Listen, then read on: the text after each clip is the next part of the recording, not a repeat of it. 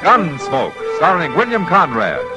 The transcribed story of the violence that moved west with young America. And the story of a man who moved with it. I'm that man, Matt Dillon, United States Marshal. The first man they look for and the last they want to meet.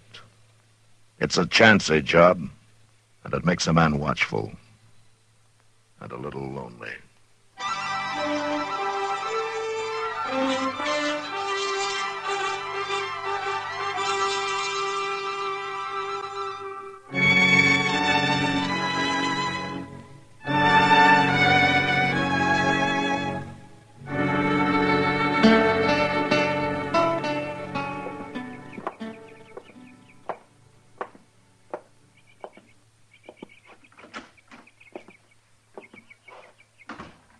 Morning, Dr. Clay.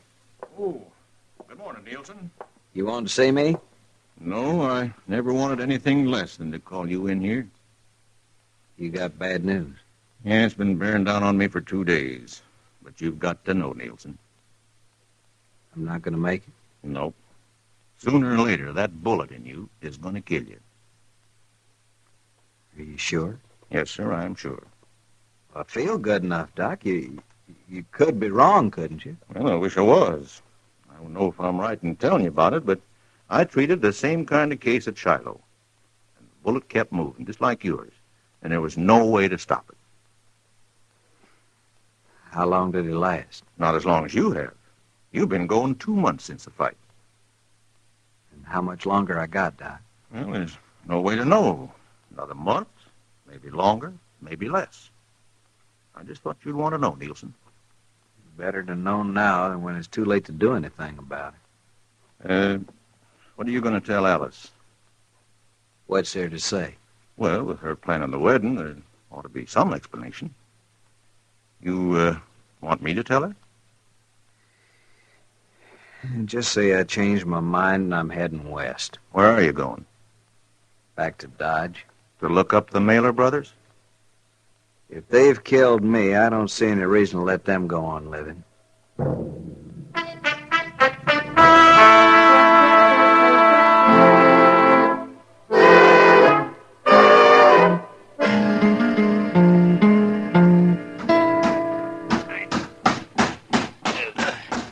Chester, can you force it up a little more? Well, no, not much, Mr. Dillon. Come on. Yeah, that's better.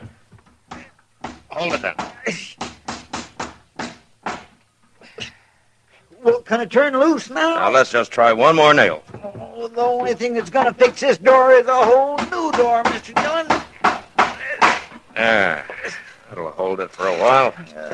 Cussed wood so rotten dry it won't hold a nail no more. Well, haven't you two given up with that door yet? Oh, hello, Kitty. I give up a long time ago, Miss Kitty. Matt, Jim Nielsen's back in town. Jim Nielsen?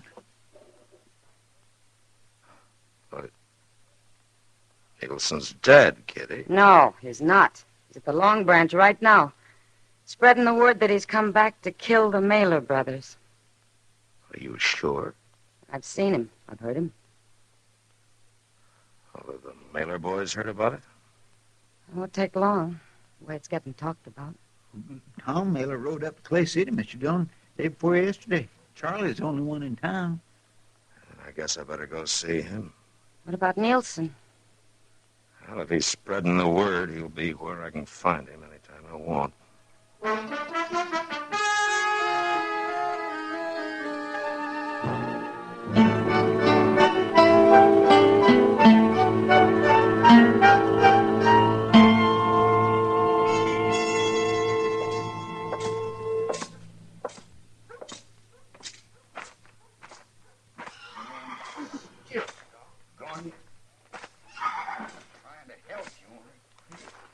Charlie. Oh. Afternoon, Marshal. Hello, Charlie. What's the trouble? Oh, this blame mare got a rock in her hoof. She won't even let me pick it up. You want me to hold her for you? No, I'll manage. How are you, Marshal? Oh, I'm fine, Charlie. Fine. Charlie, did you know that Jim Nielsen was in town? Nielsen? Nielsen's dead, Marshal. Tom did for him. He's not dead. He's back in Dodge looking for you and Tom. All right.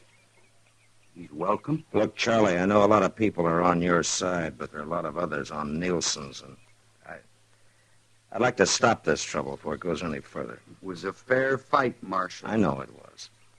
Anytime Nielsen wants to stand up again against either of us, we'll be ready. It'd be better if you'd stay out of sight until he leaves. I can't do that, Marshal, and you know it. People would say I was a coward. What people say isn't important, Charlie. I don't hide from nobody. And the only thing behind that fight was some temper and some strong words. Aren't you man enough to forget it? What are you going to do about it, Marshal? There's nothing I can do if you're set on facing Nielsen. Except try and get him out of town.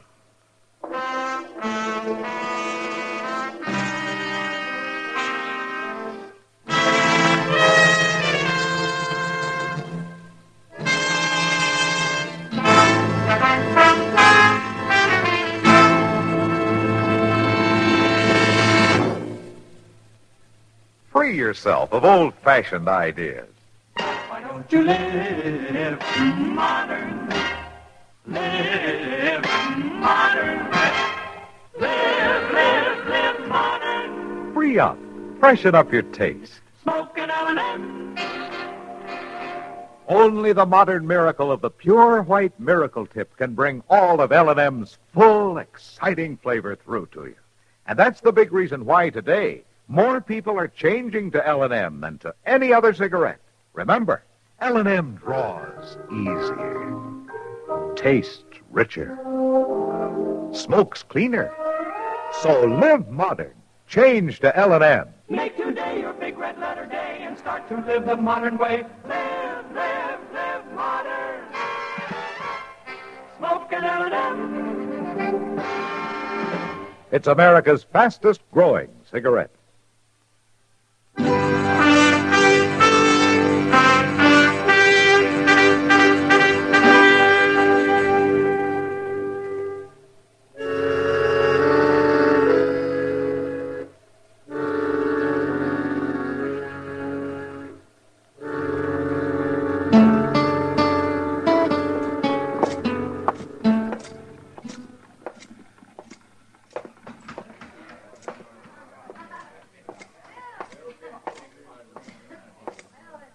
Hello, Nielsen. Marshal? Well, I didn't expect you'd ever get to Dodge again. Guess you thought I was dead, Marshal, along with a lot of other people. You didn't look very healthy when they took you out of here. I'm still alive, for a little while anyway. What good is it doing you to be back here? Well, everybody figured the fight was over, but I don't happen to think that way. It's a lot of trouble over nothing. You and the Mailer brothers are good men and peaceful ones. You were drinking and there were some names called. But that's sure no reason for you to come back and stir it all up again. They thought they'd kill me, Marshal, and they were proud of it. I don't think they were. Look, Jim, I'd like it if you'd go back to Abilene. I'm not going to do it, Marshal. I got nothing to go back to, nowhere. What does that mean? I'm going to die from that gunfight we had. The bullet's still in me. Oh. There's nothing to be done about it, huh? No. Nothing but try and settle the score. I don't see how you're going to be any better off trying to kill two good men, Jim. Marshal, it's a funny thing knowing you're going to die. I had too much to live for when I faced up to him the first time. I was going to get married. I owned some land. Those were the things I was thinking about. I got scared and tightened up. Man shouldn't have anything to think about in a gunfight. It was kind of hard not to. But I don't have now, Marshal. I don't have a thing to lose.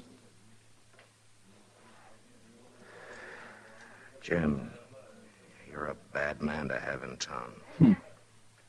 I won't be here long. You can count on that. Drink with me, Marshal? No. No. Not tonight, thanks. Nielsen. I hear you're looking for me and my brother. You forget it, Charlie, and get out of here. Where should I get out to, Marshal? You want me to run away, Nielsen? Hold it, Charlie!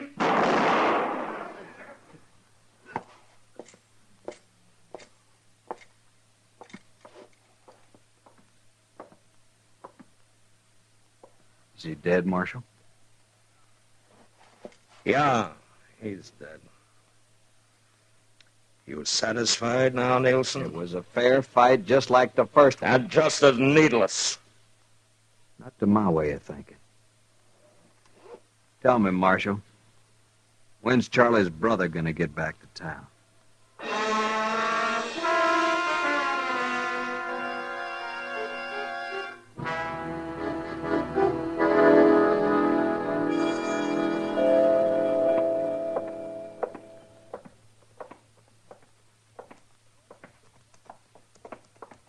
Tom! Hold up a minute, Tom! Well, hello, Chester. What you doing way out here? Mr. Dillon wanted me to stop you before you got up to the plaza. Yeah, what for? Well, Jim Nielsen's waiting for you. Nielsen. Wait. What about my brother? Charlie's dead, Tom. Did Nielsen do it? Charlie come after him. I thank you, Chester. Thank the marshal. Tom, you gonna ride in anyway? I got no place else to go.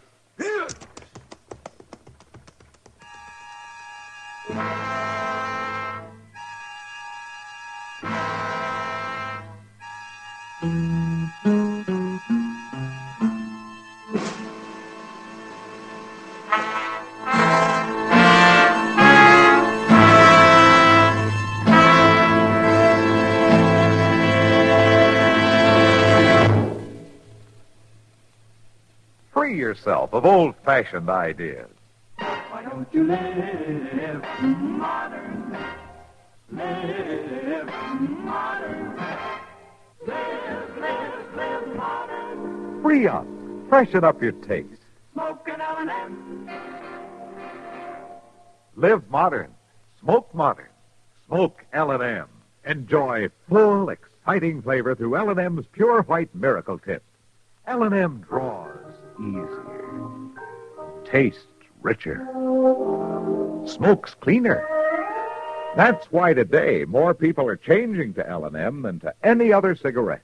So free up. Freshen up your taste. Live modern. Change to L&M. Make today your big red letter day and start to live the modern way. Live, live, live modern. Smoke an L&M. It's America's fastest growing cigarette.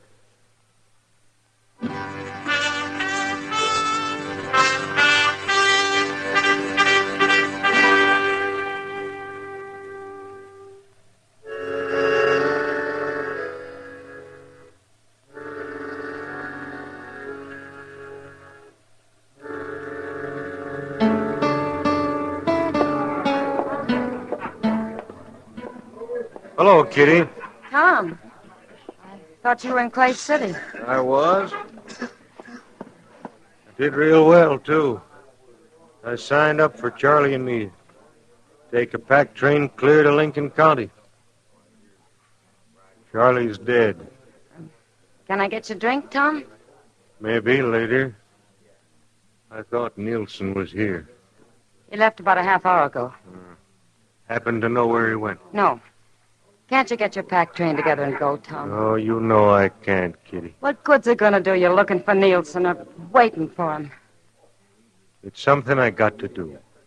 If he kills you, what are you gonna be proving? My brother's dead. Killing Nielsen won't bring him back. Some men ought to be killed, sure, but not you and Nielsen. You're fine men, both of you. My brother was a good man, too. Kitty, what would you have me do? I don't know, Tom. Being the kind you are, and after what's already happened, I guess I got no right trying to tell you what to do. Now, do you know if Nielsen figured on coming back here? I don't know, Tom. I'm going to my room. I was just about to order that drink. Then you'll have to have it without me. Thank you for sitting with me, Kitty. Matt, how long have you been here? There's not a thing I can do, is there, Kitty? Not if you don't take the guns away. They'd only find more. Then you watch them kill each other, Matt. I can't do it.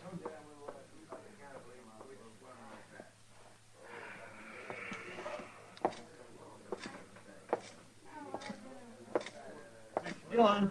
Yeah? He's coming, Mr. Dillon. How long, Chester?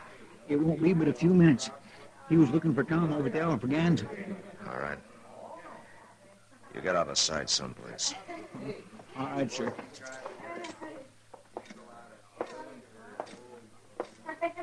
Afternoon, Marshal. Hello, Tom. Look, Tom, I'm going to ask you to do a brave thing. Will you let me keep your gun for as long as you're in town? No, I won't, Marshal. You and I have been good friends, Tom. I'd like to keep it that way. But you won't do what I say, huh? What would you do was you in my spot? What you're going to do, I guess. Tom, it's a different kind of a fight this time. Nielsen's going to die from the bullet you put in him 2 months ago, and he knows it. He's got nothing to lose. I kind of wondered why he come back. That's why. Now, will you either take off your gun or get out of town? I'd like to leave, Marshal. I'd like to be rigging our string of mules with Charlie. But there won't be any more of that. All right. All right, Tom. I told Nielsen, and I'll tell you from the beginning, this thing has been needless. My mistake was not throwing the three of you in jail right off. Marshal Dillon, have a drink with me. No, thanks, Tom. I'm going back to my office. Goodbye.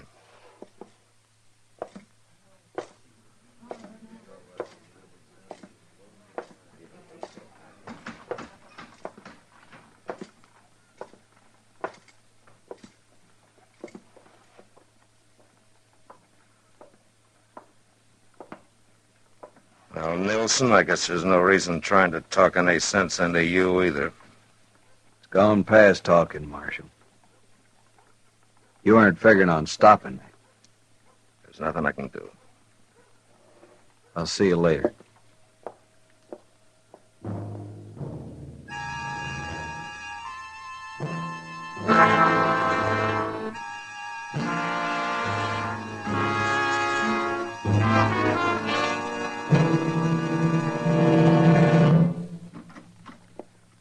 Matt? Doc. How, There was nothing I could do for him, Matt. He's dead. Oh, my goodness. Seemed like such a waste. He was a good man, both of them was. There's no reason for you to feel bad, Matt. You tried your very best to stop it. someday there's going to be a law about carrying guns, and there's going to be fights like these that'll bring it. A man's got the right, Mr. Dillon. They're going to lose it, Chester, if this sort of thing doesn't stop. Doc, I'll have the body taken away. All right, Matt. I'll go with you if you want me to. Yeah, sure, Chester. I think I'm ready for that drink everybody offered me. Me too. You reckon Miss Kitty knows? By this time, I'd think so. There he is, Mr. Dillon. Hey, Nielsen!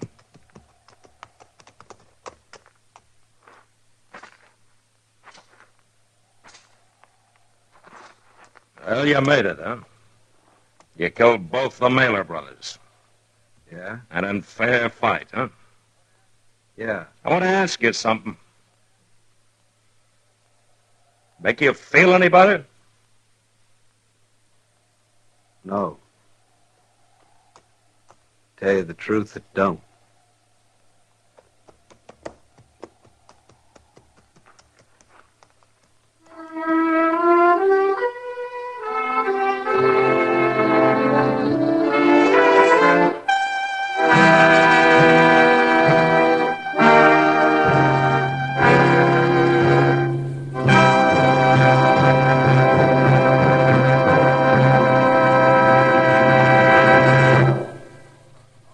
In a moment, our star, William Conrad.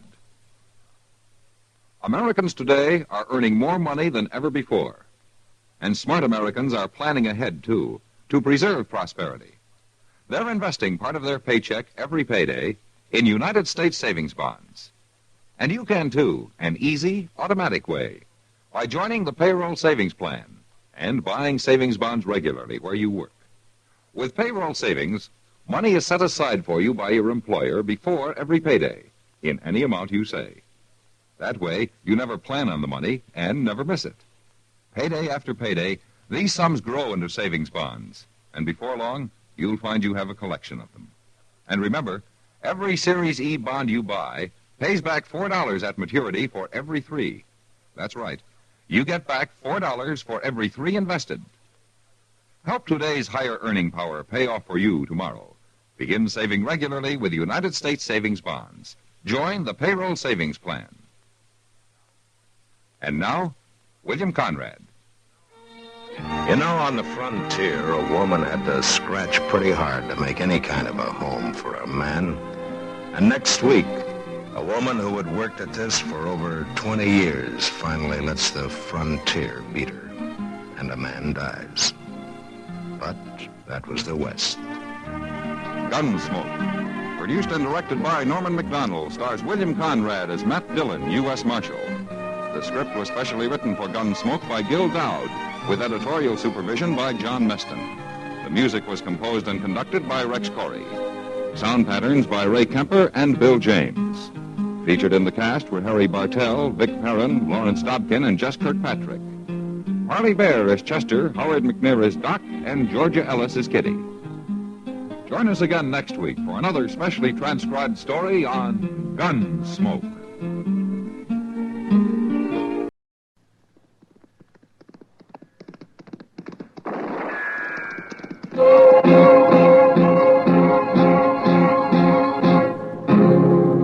Gunsmoke.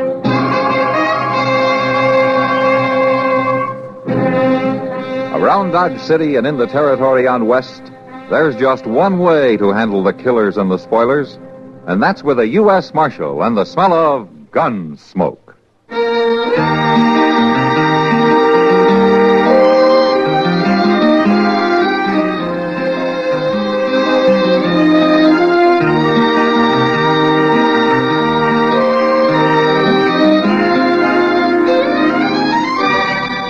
Gunsmoke, starring William Conrad.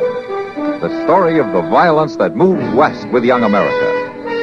And the story of a man who moved with it. I'm that man, Matt Dillon, United States Marshal. The first man they look for and the last they want to meet. It's a chancy job, and it makes a man watchful and a little lonely.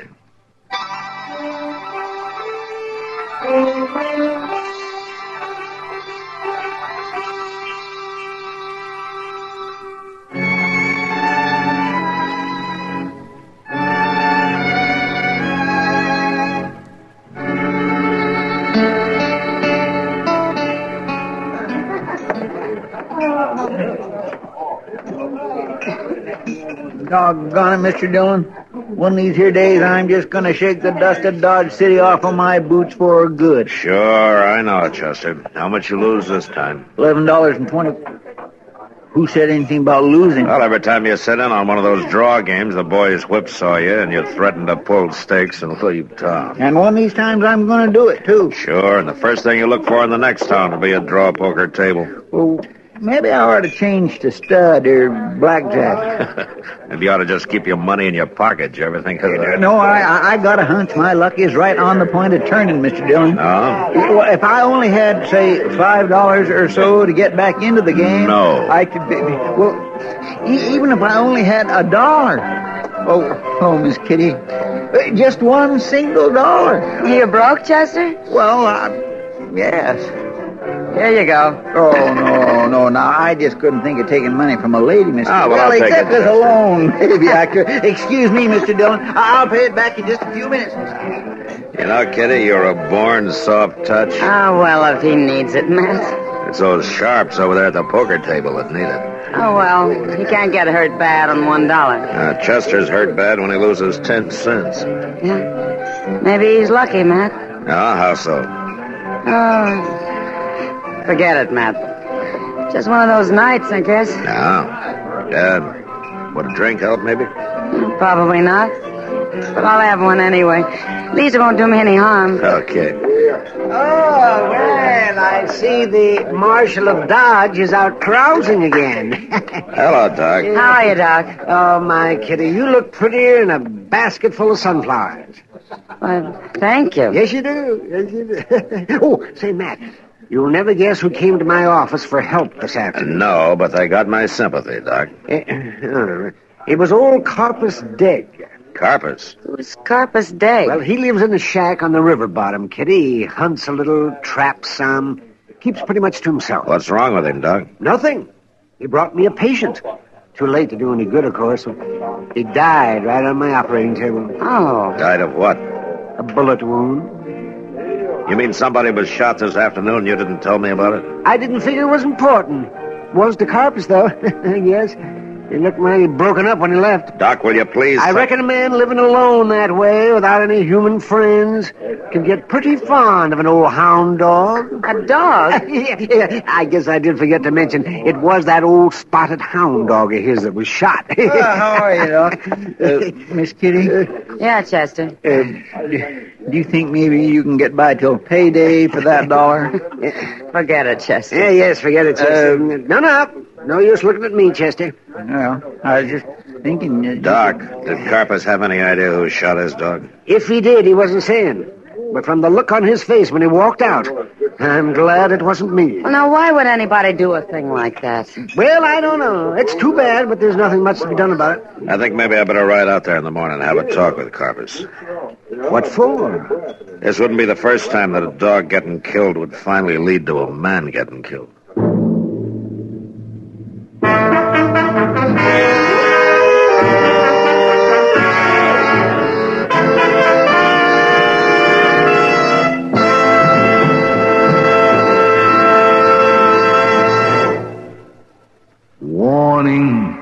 Warning.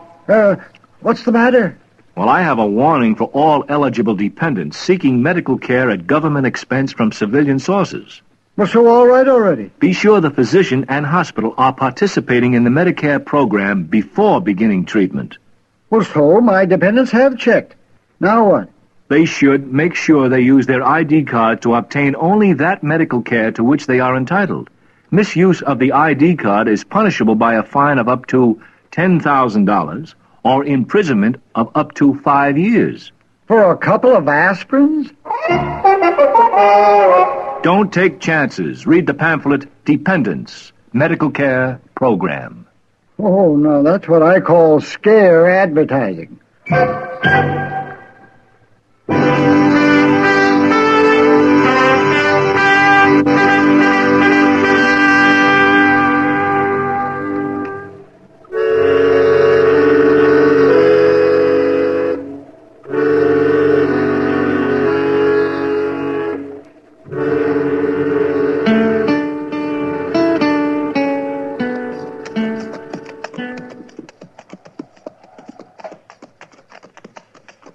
Shack looks deserted, Mr. Dillon. Maybe old Carpenter's gone off somewhere. And there's somebody cutting wood over there in the draw. Let's leave our horses here in the lean-to, Chester. All right, sir.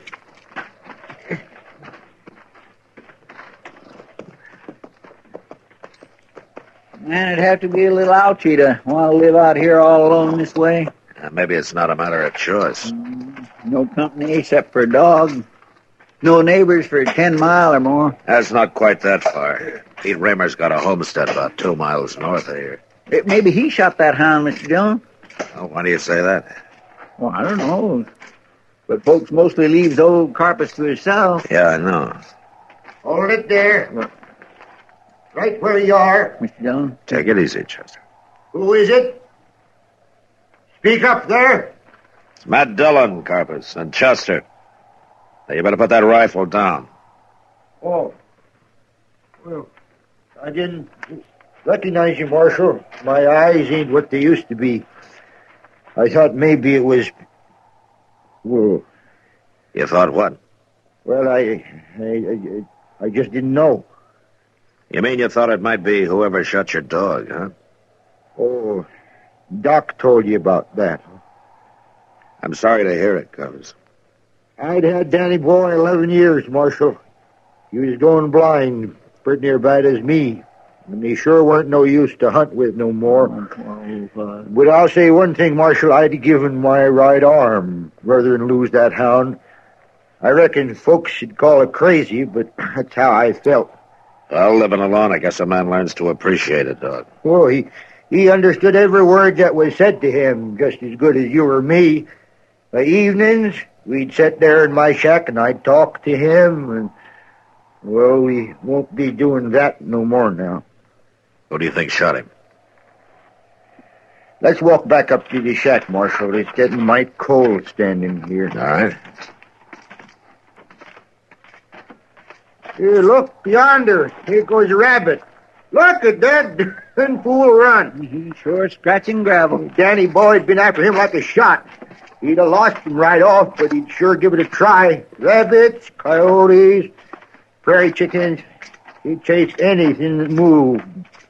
Blundering along, blind as a bat, baying his lungs out. Carpus, you have any idea why anybody'd want to shoot him? 'Cause they're plain low-down mean, that's why.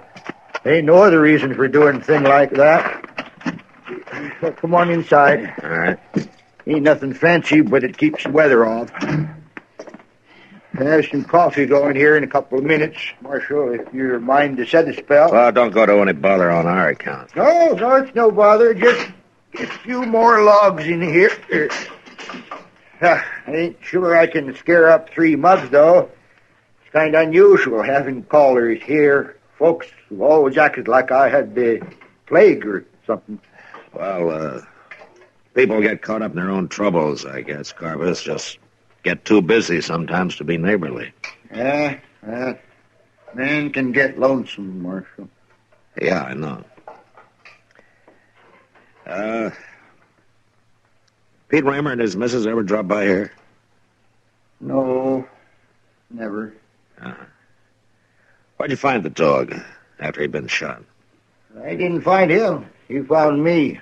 He come dragging himself back here to the cabin. I rushed him right into Doc, but it was too late. And you don't know where it happened, then? Yes, I know. I followed his trail back this morning. It was on a brushy draw, about a mile from here. Toward the Raymer place? You know, more or less. I'll take care of it, Marshal. You just stay out of it. The law's for people and not for dumb animals.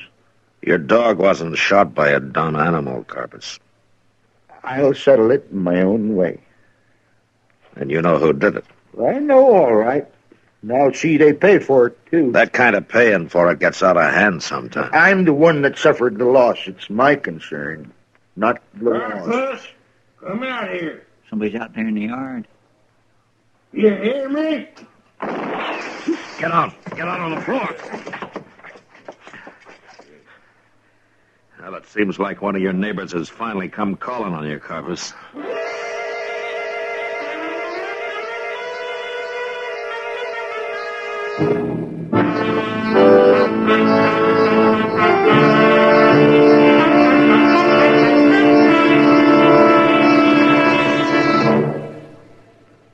Another visit with Joe and Daphne Forsythe.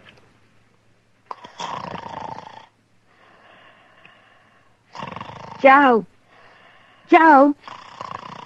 Joe. Yeah, I'm up. I forget breakfast, I'll shave at work. Joe, it's not time to go to work. Then why'd you wake me up? You were snoring. How about that? You were snoring loud. Oh, really? I just wanted to quiet you. I thought I was quiet. You sounded like a buzzsaw going through a pine knot. Pretty good, pretty good.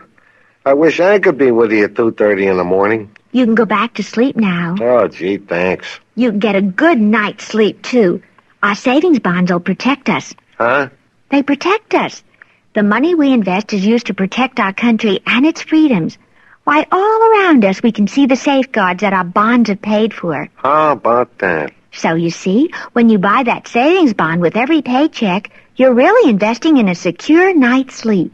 Not in this house, I'm not. What? Good night, Daphne. Good night, Joe.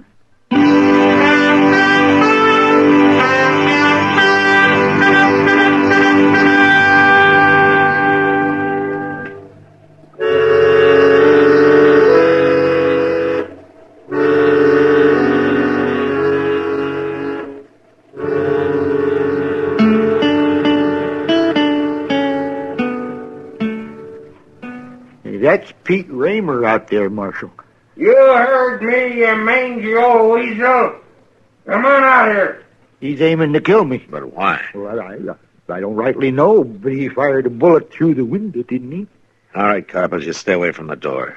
You too, Chester. Yes, sir. Raymer, it's Matt Dillon. You hold your fire. I'm coming out.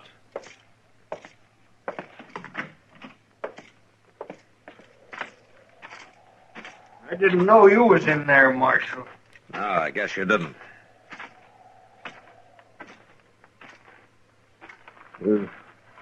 Understand, I wasn't aiming to shoot nobody. Is that so? No. Just trying to throw a scare into him. Into old Carpus, I mean. Bring him to his senses, maybe. Has he been out of his senses? Well, he sure act like it. Marshal, you know what he done this morning? He tried to shoot my kid's dog. Yeah. Snuck up through the brush, took a shot at her. Sonny seen him do it. Any idea what'd cause him to do a thing like that? Oh, dang if I know. He's just crazy, I reckon. He always been a mite touched, you know that. That's why folks around here just stay shy of him. Well, that might work both ways, Raymer. How's that? Being lonesome, acting strange. They kind of go together sometimes. Yeah, maybe. You the one who shot his dog? What? If he says that, he's a liar. I ain't even seen that old hound for a week. Didn't know he was shot till you told me. Anybody says I done that is a liar. Well, I say you done it, Raymer. You calling me a liar? I'm calling you anything you are. right, You wait a stand minute, there and both of you. listen to. Marshal, is that what he told you, that I killed his dog? No, he didn't tell me anything. He said he'd take care of it himself. Yes, and I will, too. That's what you was doing, sneaking around my place this morning. An eye for an eye, a tooth for a tooth. It's the law of the scripture. All right, Raymer. you just take warning from me right now. Oh. I catch you around my place one more time, I'm going to put a bullet in you. Well, I ain't too bad to shot myself, You Raymer. better be a good I'll shot if take you care get of it. All you. right, shut up, both of you. Place. Shut up! It's like I told you, Carpus, this way of paying for things comes high sometimes. Danny boy was the only thing I had in the world, Marshal. Well, then you ought to find out who killed him instead of coming around and scaring my kid half to death. I know who killed him. Sonny come running home like old Scratch yourself was after him, yelling. It's Mr. Degg, he's yelling. He just took a shot at my dog. Oh, Carpus, if I could have got my hands on you. Wait a minute, right Raymer. then. Wait a minute. Is that really what he said? I ain't known to be a liar, Marshal. The exact words, I mean. Well, that's the gospel, so hell, if lightning was to strike me dead right now where I stand. I suppose we all ride over to your place, Raymer. My place? Yeah. I want to talk to Sonny. What for? It might help to prevent a murder.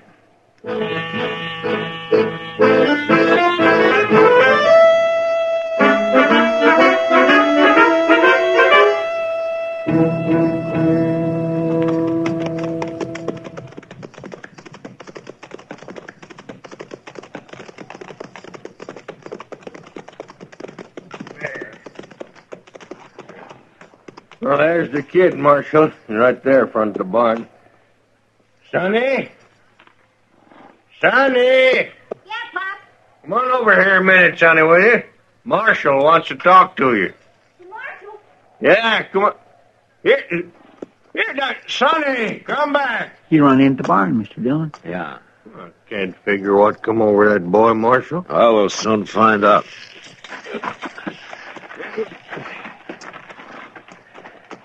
Maybe it'd be better if you and Carpus stayed here with the horses, Raymer.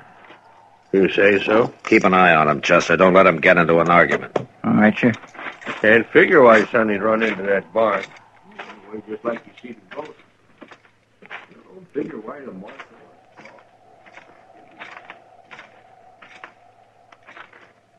Sonny, What do you want? I want to talk to you. I want you to open the door.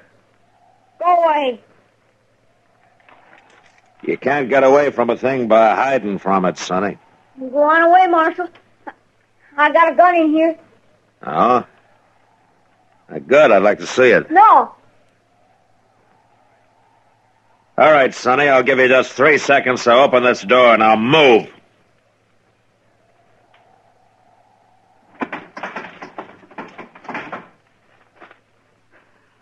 All right, Marshal. Go ahead and arrest me if you want to, but please don't let Mr. Diggs shoot Nellie.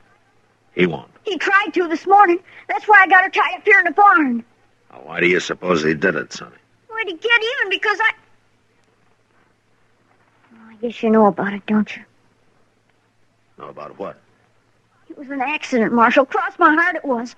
I was after an old coyote, and he run into that brush patch, and I went in after him and seen something moving. I thought it was him, so I fired.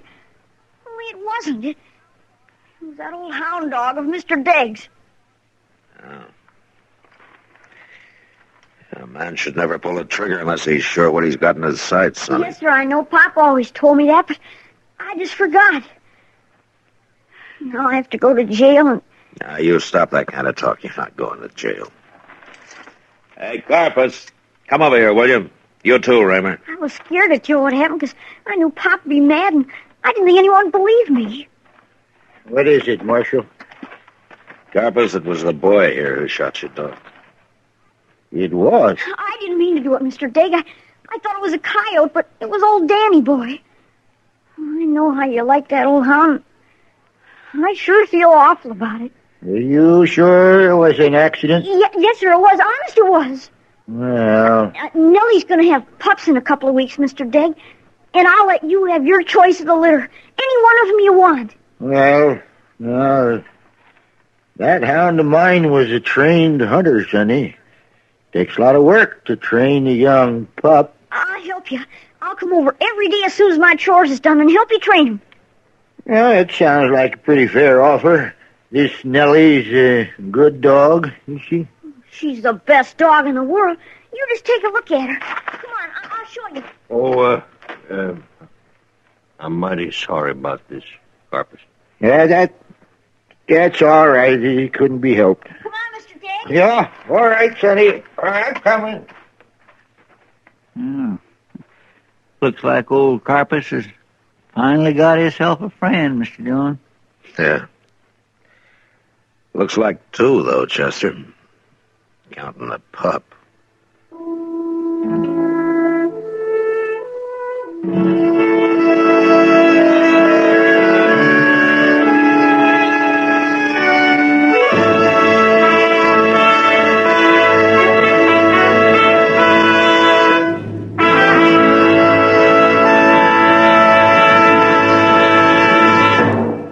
According to Thomas Jefferson, equal justice to all men, regardless of their political or religious beliefs, is an essential principle of our political philosophy.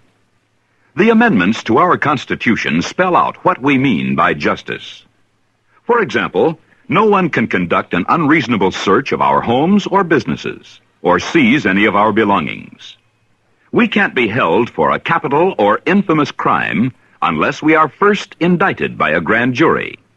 And we are entitled to a speedy and a public trial by an impartial jury. The accused has a right to confront the witnesses against him, and he can force witnesses who could aid his case to testify. Of course, he cannot be made to testify against himself. He is entitled to the help of a lawyer, and he cannot be deprived of life, liberty, or property without due process of law. These are definitions in our Dictionary of Freedom. Story on Gunsmoke. This is the United States Armed Forces Radio and Television Service.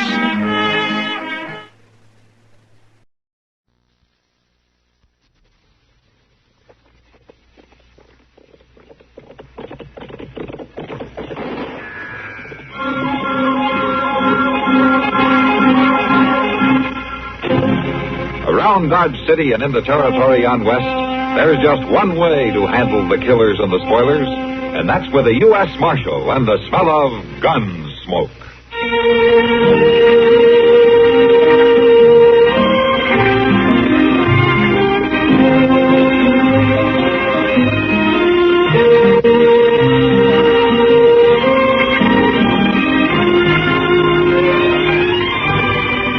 Gunsmoke, starring William Conrad, the story of the violence that moved west with young America, and the story of a man who moved with it. I'm that man, Matt Dillon, United States Marshal. The first man they look for and the last they want to meet. It's a chancy job, and it makes a man watchful and a little lonely.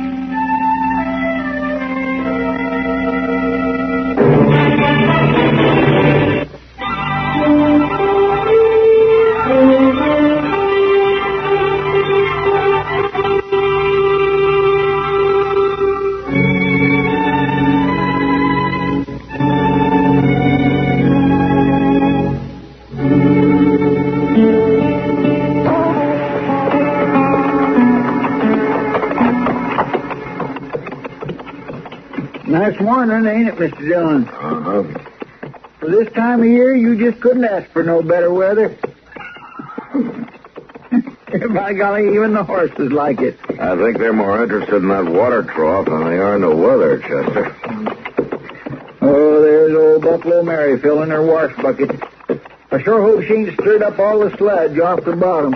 Sludge doesn't bother the horses. Well, it does me. It's warm enough this morning, I figured I might wash up a little. You know, you've been saying that every morning for 2 weeks until you find out how cold the water is. I know, but I got my courage up better today. Yeah, sure. Morning, Mary. Morning, Miss Mary. Nice, Sheriff. Mr. Proudfoot, I didn't hear you at all. Reckon my faculties are starting to go. No, you were just too busy, that's all. Doggone if that water ain't still pretty cold. I figured it would be. How's the world been treating you, Mary? I reckon I don't see much of the world, Marshal. Except in this dirty clothes. Yeah, I get the same feeling sometimes. You keeping busy, are you? To tell you the truth, Marshal, if the day was 2 hours longer, I'd still be short of time. How's that so? If it ain't washing and ironing, it's packing water for the tubs. Cutting firewood to heat 'em. Oh, it's a tired full night. Sometimes I could just drop right in my tracks. Yeah, I know what you mean. I've been aiming to come by the jail and get them shirts of yours for the past 2 days. Now, I'll do it right now, Marshal. I'll leave my buckets here. No, Mary. Chester can drop them off this afternoon sometime. Yeah, it would be kind of a help. If it ain't too much trouble. No, it ain't no trouble at all, Miss Mary. That's mighty kind of you, Mr. Proudfoot. Oh, I'm glad to do it. Truth is, I'm a little put out today. Piece of bad luck, as you might say. Well, I'm much obliged to you. It's as good as done, ma'am. What kind of bad luck, Mary? Oh, nothing at all, Marshal. I wouldn't even bother your mind with it. Has that bruise on your jaw and that black eye got anything to do with it?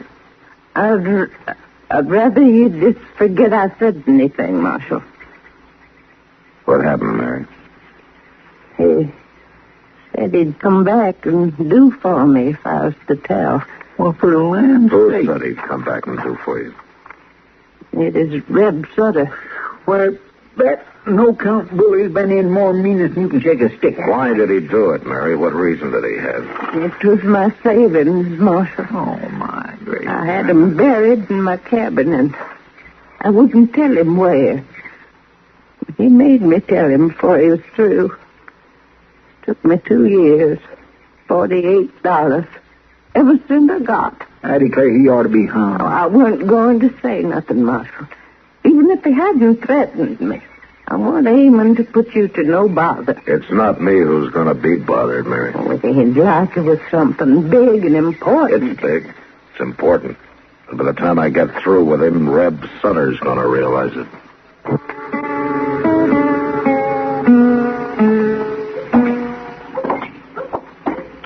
Well, the fella sure has a doggone of this luck, Mr. Dillon. We'll find him.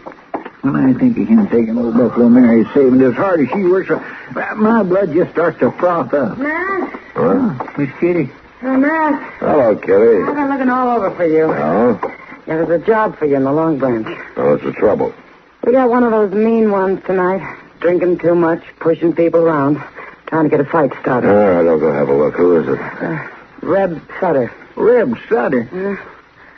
Well, we've found him, Chester. Come on.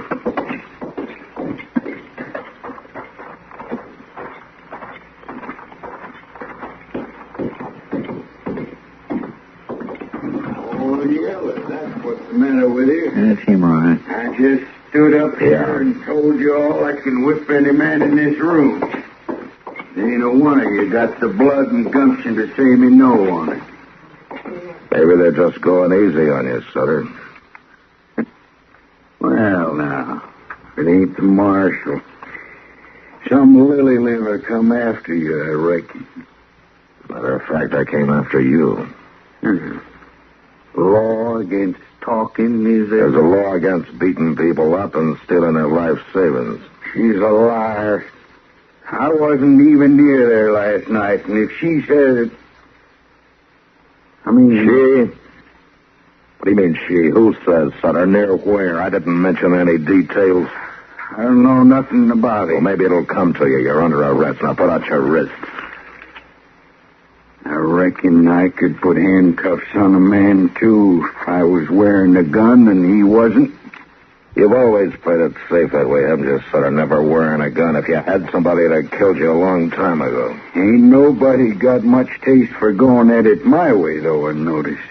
Maybe it's time somebody didn't. I offered, Marshal. Nobody took. That's so.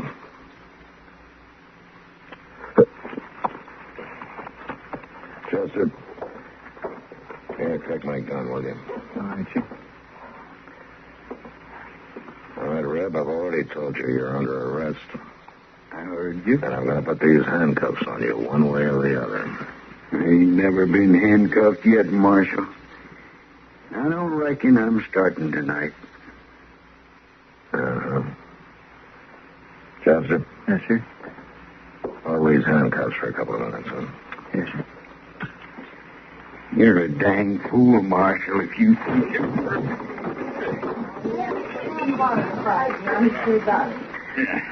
Why, you... I'm gonna kill you for that. Maybe.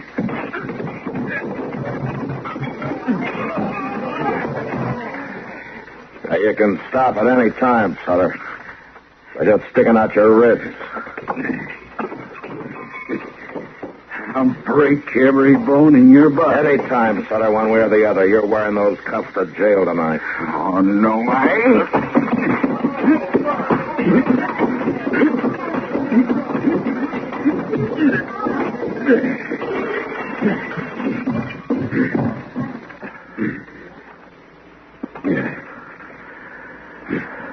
That's it. Give me the handcuffs.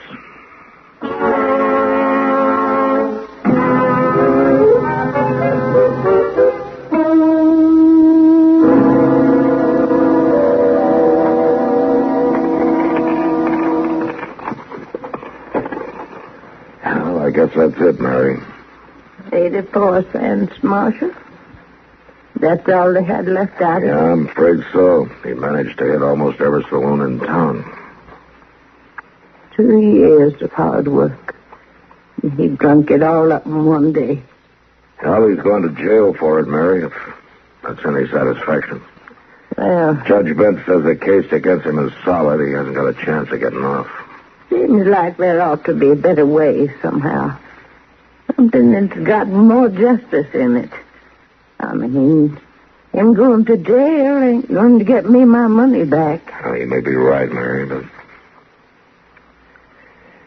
Oh, I'm sorry, Mary, but I guess that's about all I can say. Oh, I ain't blaming you none, Marshal. I'm mighty obliged and grateful to you for letting more important things stand by while you took time to help nobody like Now, me. Mary, don't... Oh, I mean it, Marshal. It was mighty good of you. And you too, Mr. Proudfoot. Oh, well, I'm glad to do what I could, Miss Mary. I'll be getting on now. I'll have your shirt before you're through. There's no hurry. Well, good night, all. Good night. Doggone if she ain't right, Mr. Dillon. Just sending Reb Sutter to prison ain't going to help her none. Something harder ought to be done about it. Just as something is going to be done first thing in the morning.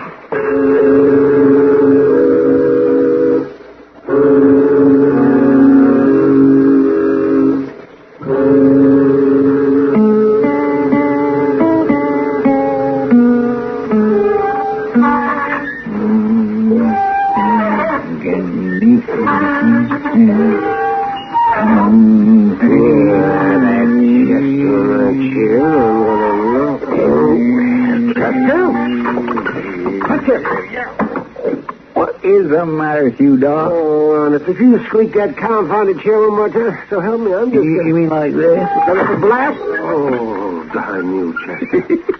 You mean a little noise like that enough to get you all pecky? A little noise like that's enough for me to cut your throat if you keep it up. You got bad nerves, Doc. Old Chief Thunderbolt makes up a kind of a tonic. They say it's supposed to cure that. Oh, Chief Thunderbolt doesn't know no more about medicine than you. Bad nerves and a tonic. A lot of people gets it from him and takes it regular. And a lot of people are fools, too. I don't know. They claim it does them good. Oh, Chester, my nerves are all right, and that tonic of Thunderbolts is 60% hogwash and 60% rot gut whiskey. Well, now, look here, you can't have no 120% or nothing. I can have 100,000% of a winner. Chester? Well, I'm just shifting my weight, Doc. Then don't shift it. Leave it where it is. Folks who take that tonic regular don't stir up no big ruckus just because somebody happens to lean back in their chair once in a while. Folks who take that tonic are dead from the neck up before they take it and from the neck down after. Oh, how are you, Doc? Anything out of the ordinary, Chester? No, sir. Not a thing, Mr. Dillon. Except I was beginning to figure you was going to spend the whole day over there at Judge Bent. What are you up to now, man? Just playing fast and loose with the law, are you? No, not according to the way the judge sees it. Chester, go get Reb Sutter out of his cell, will you? Yes, sir. Oh, Chester. Oh, Doc, a man can't get out of the chair without squeaking his tongue, can he? I swear I never sees it. The gall done to do or a picky in his little old noise. Oh, that boy. Thunderbolt tonic. Bad nerves. Oh. You, kind of on the prod today? I am not on the prod. You know, sometimes a person's blood gets thick during the wintertime, and come spring, he needs a good tonic. Matt, Yeah. I'm getting up out of this chair, Matt. I'm going to walk slowly and carefully to the door. I'm not going to lose my temper. I'm going to keep my voice down. I'm going to open the door, step outside, and say goodbye. Goodbye, Doc. Did the doctor leave? Yeah, he just left, Chester. Oh, come on in, Sutter. I want to talk to you. Yes, sir. Whatever you say, Marshal. Reb, you've had 2 days in the jail cell to think it over. You probably realize how things stand against you, don't you? Ain't good, I reckon. Now, if you go to trial, you're going to be convicted. There's no doubt about it. Kind of figured that, Marshal. The least sentence you'll get off with is 2 years, and it may run to 5 to 7. Unless we can work something out. What do you mean? A sentence to the penitentiary will satisfy the law, but it won't help Buffalo Mary very much. You stole $48 from her, and you spent it. Well, can't pay it back to her, Marshal. I ain't got 1 red cent to my name. I know that. But you have got a good, strong back, though. What's that got to do with it? Judge Bent can postpone your trial and leave you in my custody for the time being. What are you saying, Marshal? Now, if you agree, we can work it out this way. First thing every morning, you'll pack enough water over to Mary's place to run her for the day. And then you'll spend the rest of the day cutting firewood and stacking it behind her cabin. Now, you'll sleep in your cell and you'll be fed at the jail table. How does it sound to you? How long did I have to do it, Marshal? Well, let's say until everybody agrees that you've done enough. What happens then? If you stick to it and play square, the case will be dismissed. Yeah, but now, Mr. Dillon, if you turn him out to pack water and carry wood, he'll run off. I don't think he will, Chester. You're right, Marshal. I ain't gonna run away. You see, I've been doing a lot of thinking these last 2 days. It ain't nice to know the only reason people know your name is because you beat up a old woman. There's other things, too, Marshal. I don't have to tell you that. Oh, what do you say? Where's the woodpile?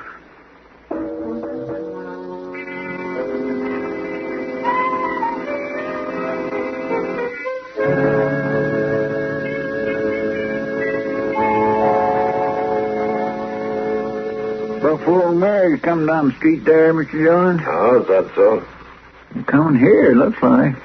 I haven't got anything for her. I thought she was supposed to pick up those shirts tomorrow. She might have forgot what day it is. Oh, good morning, Mary. Come on in. I ain't upsetting nothing important, am I? No, of course not. Nothing but a morning cup of coffee. Would you like to have one, Will? Oh, well, much obliged, Marshal, but I done had mine. How things going, Mary? Is Reb keeping at it steady? Well, that's what I come to see you about. Oh? I'd never have believed it, Marshal, but that boy's just been a working fool.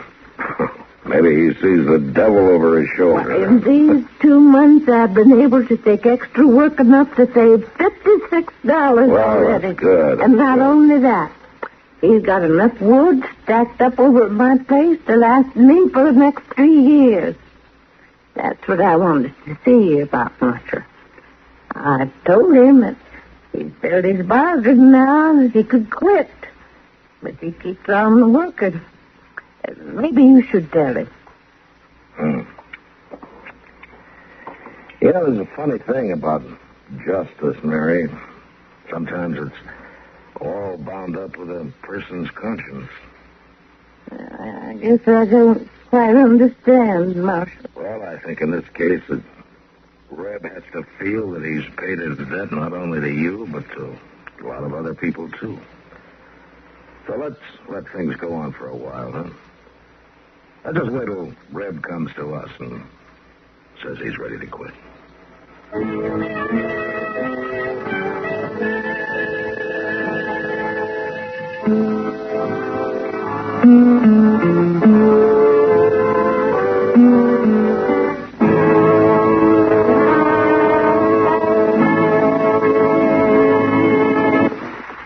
You know, frontier cattlemen felt a kind of sympathy for a cow whose calf strayed away, got lost, and in trouble.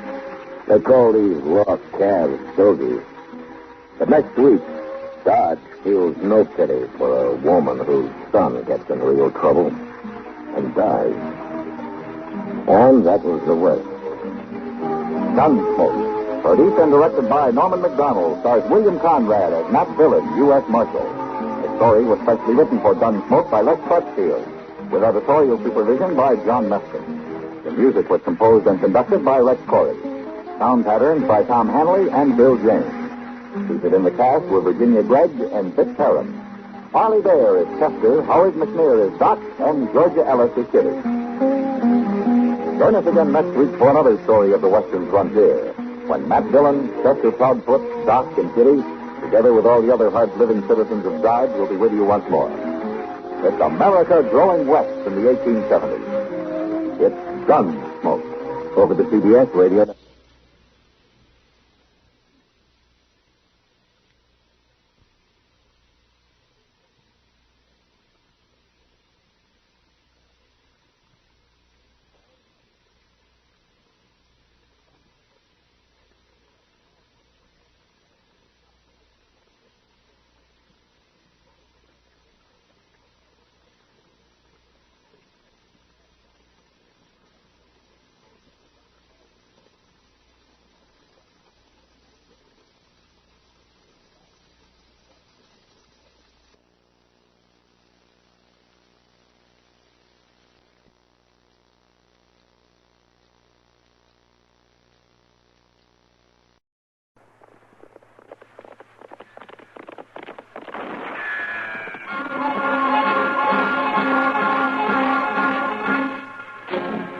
Around Dodge City and in the territory on West, there's just one way to handle the killers and the spoilers, and that's with a U.S. Marshal and the smell of gun smoke.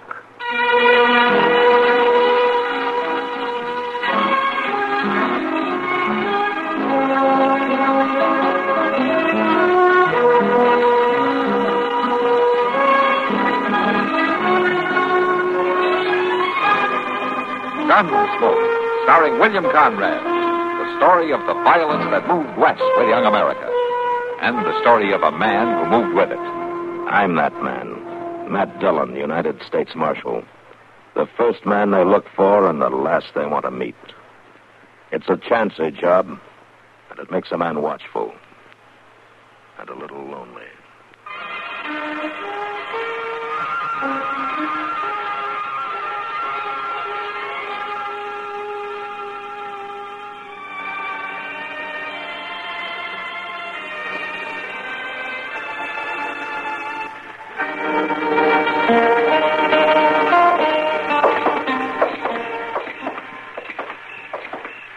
The town sure does seem deserted tonight, Mr. Dillon. Yeah, it's pretty late, Chester. Well, it won't be like this much longer. End of the month, the toll herds will start rolling in, and there won't be no peace around here for a fall. You're a hard man to please. Well, I ain't complaining. It's kind of nice to have some life and excitement. How are you, Marshal?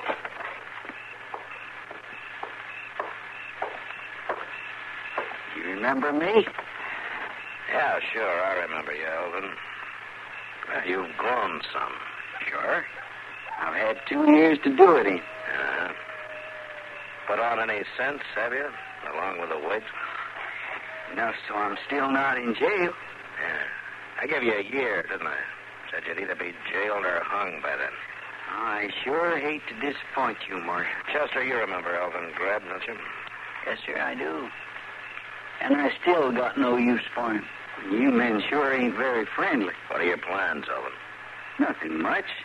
Just got a hankering to see the old hometown. Your Ma and Billy are getting along fine without you. Why don't you leave them alone? I figured they might need some help, maybe. You didn't figure it when you lived here. And you haven't worried about them for the last 2 years. Now, Marshal... You shut up and listen to me. 2 years ago, after I let you get away with everything but murder just for your ma's sake, I finally ran you out of town, and I told you not to come back. Yeah, I remember. All right. You are back. By this time, you don't get any second chances. You make one wrong move, and I'm on you, Elvin. A man can change, Marshal. Some can and some can't.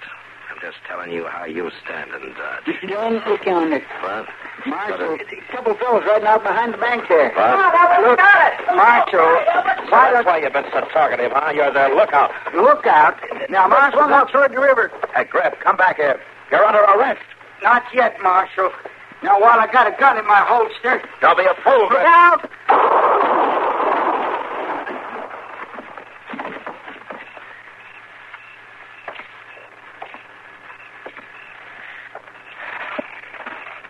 Ellie's dead, Chester.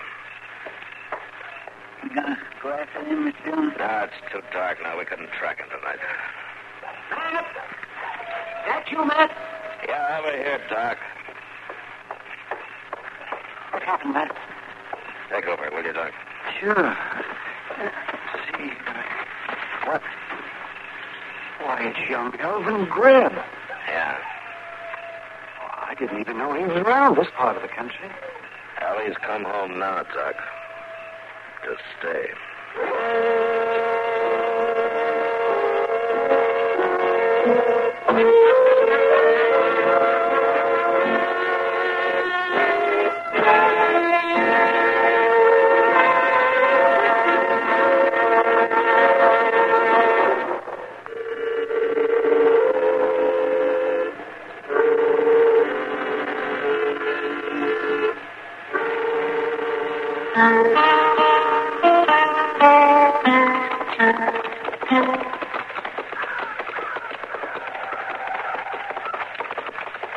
This doggone land is just plain bone starved, Mr. Dillon. Pretty poor ground, all right.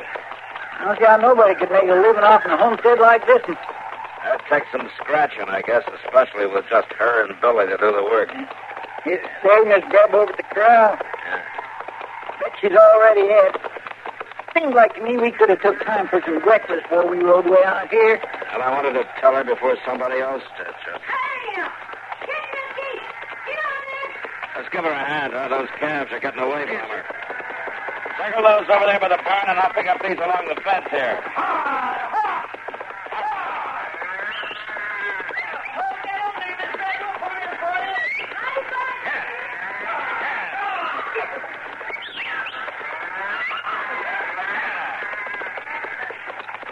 All right, that's good enough, Chester. The rest of them will follow. Yes, sir. Get the gate closed.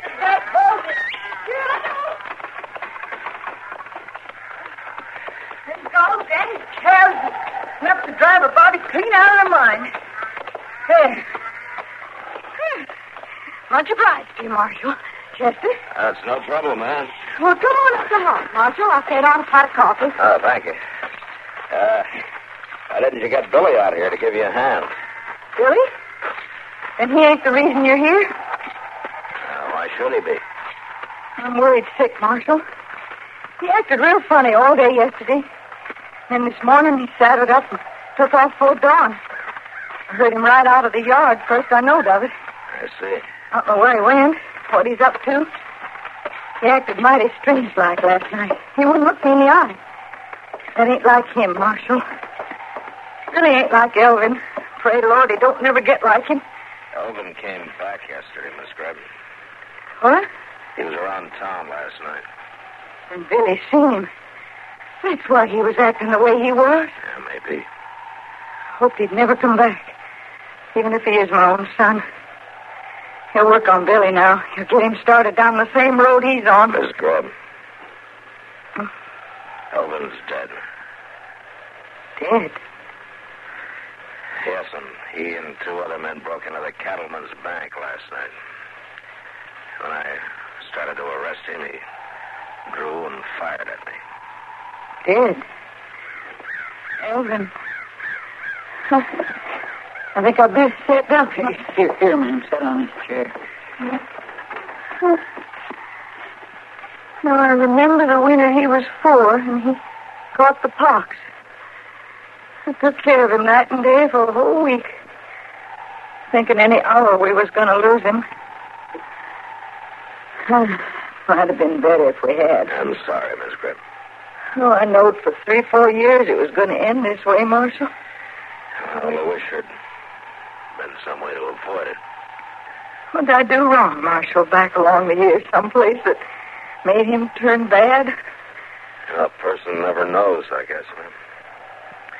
They just do the best they can. But I gotta know. I got Billy to think of.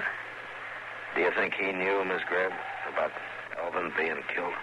Not when he left this morning. He couldn't have. He was home all night. Nobody's been here. He was probably meeting the three of them somewhere. Hideout, maybe. Yeah, I reckon. There's a ham missing and some other victuals. What can I do, Marshal? Billy just can't go bad. Well, at least Elvin won't be a wrong influence on him. Not now, anyway. You really think that, Marshal? I ain't so sure.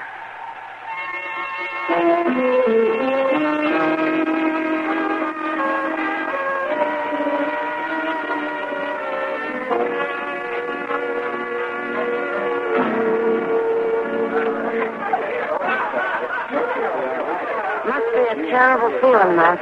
What are you talking about, Kitty? Two men who got away last night, not knowing who they are or where they are. Or when they'll step out from behind a building and try to shoot you in the back. I don't have much reason to do that. You killed Elvin Grebb. He was in with him. Revenge is the reason. Yeah, it is sometimes. I just hope maybe they left the country. I doubt if they have, Kitty. I think they're holed up somewhere around Dodge. Matt, I don't see how you can be so calm about it. I'm not calm, Kitty. Not till I find Billy Grebb. If you find him, you'll find them all. I hope so. But you know he joined up with him. Yeah, you're probably right. Mr. Dillon? Here you are. What's the matter, Chester? Billy Grebb. Did he come in here just now? No. I'd have swore I just seen him out in the street. Some kid that sure looked like him anyhow, and he was heading right in here. Behind Chester.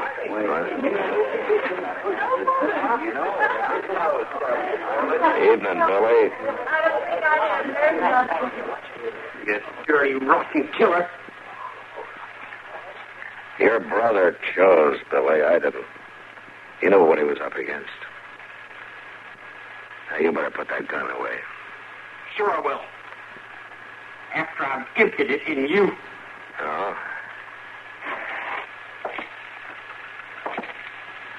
Billy, I'll give a kid more chances than I would a man, but not enough to get myself killed. Now, you hand over that gun. Stay back, Marshal. I ain't fooling. Did the gang give you the gun? Did they send you in to do their dirty work for them? Stop. Don't come no closer. I'm not putting up with any more foolishness, Billy. Now, you give me that gun before I throw you over my knee and take the flat of my hand to you. No. I said hand that over. No. Thanks. I'll kill you. So help me, I'll kill you. Chester. Take him over and lock him up. That's it. Come on now, Billy. You'll kill him. You wait and see. I'll get him. You took a big chance, Matt. A crazy kid like that's worse than a gunfighter. Yeah, I know, Kitty. And I can't keep him in jail forever.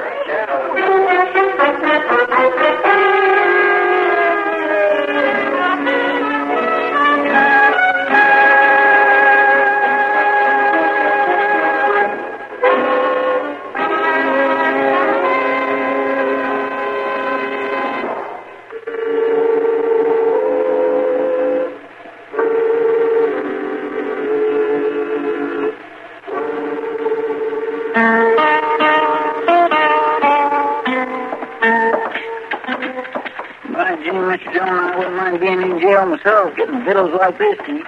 And there's some who wouldn't agree with you, Chester. Getting them fetched to you? Oh, it's just like a fancy hotel. Here's your breakfast, Billy. I don't want none. Well, maybe you'll change your mind. All right, take it inside, Chester. Yes, sir. The dang sight better breakfast than I ate this morning. I told you I don't want it. All right, then leave it. That thing eggs and sideboard go to waste. You can just eat cold mush tomorrow morning. I want out of here, Marshal. You ain't got nothing to hold me for. Well, Judge Bent says different. He's going to set bail this afternoon or tomorrow. Tomorrow, pay it. Yeah? And you'll probably let her. You really hate her, don't you, Billy? Hate her? You crazy? If you don't hate her, why are you doing the same thing to her that your brother did? You shut up. Marcus don't understand. Elvin was big. He took anything he wanted and didn't ask nobody. He's not big now, Billy. No bigger than the rest of them out there on Boot Hill. You're going to pay for that, Marshal. If they don't get you, I will. They? Who's they, Billy? You'd like to know, wouldn't you? They're a pair of sneaking, thieving rats, the same as Elvin was. You don't owe them anything. Now, where are they? Matt, you in there?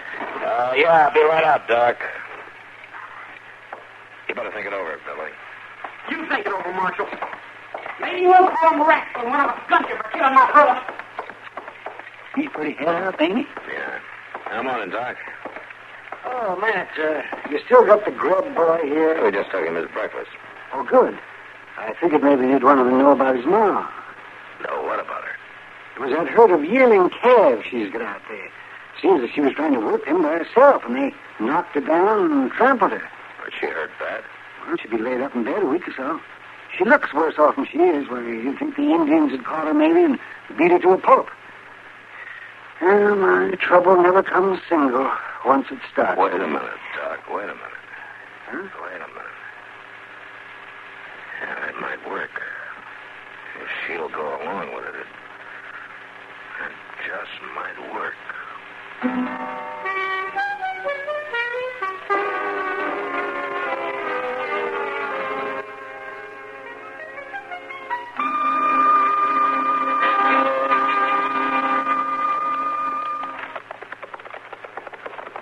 We'll leave the horses here. All right. Come on, Billy. Let's go in and see her. What happened to her? Why won't you tell me what happened to her? I guess she wants to tell you herself. Ma? Ma, where are you? All right, go on. Ma, you all right? So, Billy. At least I guess I will be. Doc says I will, but... Billy, why they got handcuffs on you? It ain't nothing, Ma. Marshal said he knowed where you was and he'd fetch you, but... What's he done, Marshal? Oh, he just lost his head a little, ma'am. I might have been willing to forget that part, but... Well, he's dead set on protecting a couple of bank robbers. And I figured a jail cell might change his mind for him. Them two that was with Elvin, that's who it was. His partners, friends, that's who you're protecting. Now, Ma. You're a sneaking coward. Just as low and mean and worthless as Elvin had got to be. He's dead, Ma. You got no call to talk about him like that. Dead, yes. Better off dead. I'm his own ma saying it. You ought to have been here this morning, Billy. Shake hands with your friends. Maybe you could have helped them. What you talking about? Look at me. How do you think this happened? They wouldn't do that. They're your friends. Yours and Elvin's. All I seen was the handkerchiefs over their faces. They said Elvin had told them I was keeping money for him. Money they'd stole somewhere. No, they didn't. They wouldn't have dragged me out in the yard, Billy. Used their boots, a chunk of stove wood. I'll kill them. So help me, I'll kill them both. Why, them? They're the same kind as Elvin. They were his friends. Well, they ain't my friends.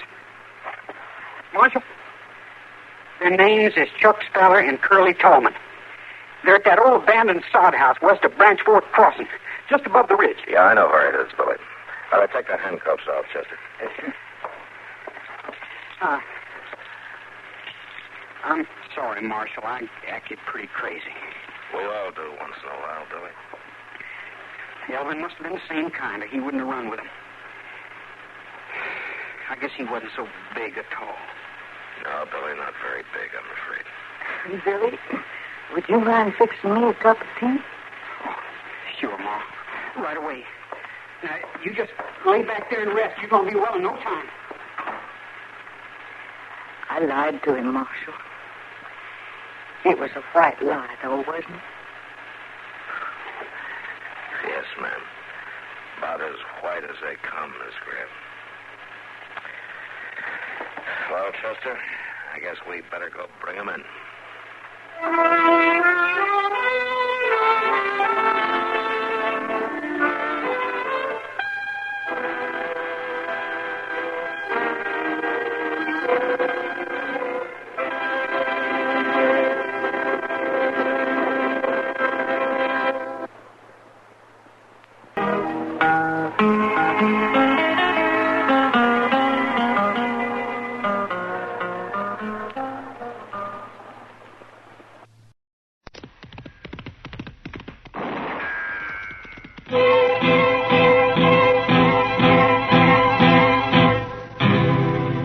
Gunsmoke. Brought to you by L&M, the modern cigarette that lets you get full, exciting flavor through the modern miracle of the pure white miracle tip.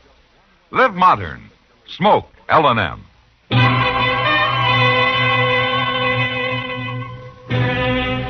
Around Dodge City and in the territory on West, there's just one way to handle the killers and the spoilers, and that's with a U.S. Marshal and the smell of gun smoke.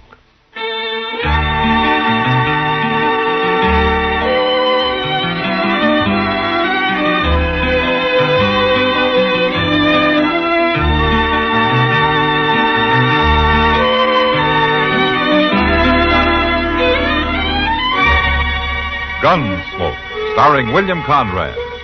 The story of the violence that moved west with young America. And the story of a man who moved with it. I'm that man, Matt Dillon, United States Marshal. The first man they look for and the last they want to meet. It's a chancy job, and it makes a man watchful and a little lonely.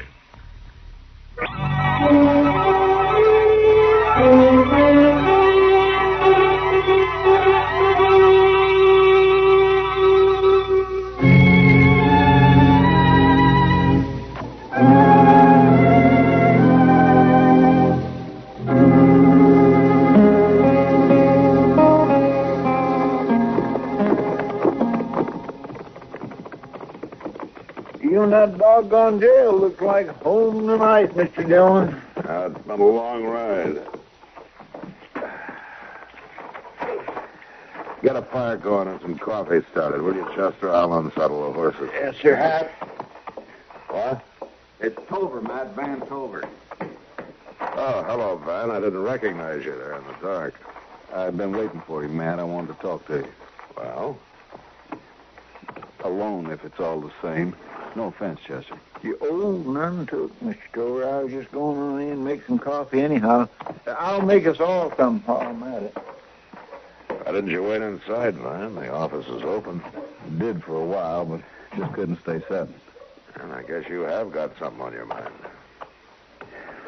Matt, you know a lot about me. You know I tore around when I was younger before I met Edna and we got married and the kid come. Yep, like most men, Van.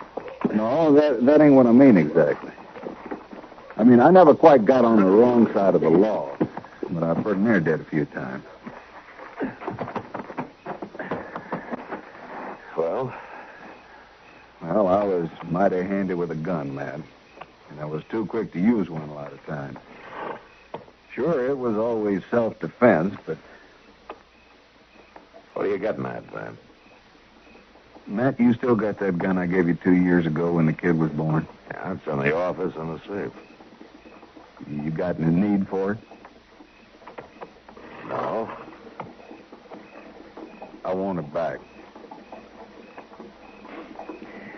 I better get this other saddle off. No, Matt, wait. I can go buy another gun. It's just that I'm used to that one. I carried it for years. And I got to have one tonight. You haven't worn a gun for 2 years now, Van. You told me when you gave it to me you were through with gunfighting. I didn't ask for this. For the kid's sake and Edna's. So you told me. That's true, Matt. You said you only had one enemy in the world and you hadn't heard of him for years. What's the matter? Have you gone out and made yourself a new one? No. Well, it's the same one, huh? He's caught up with you? No, it was 12 years ago.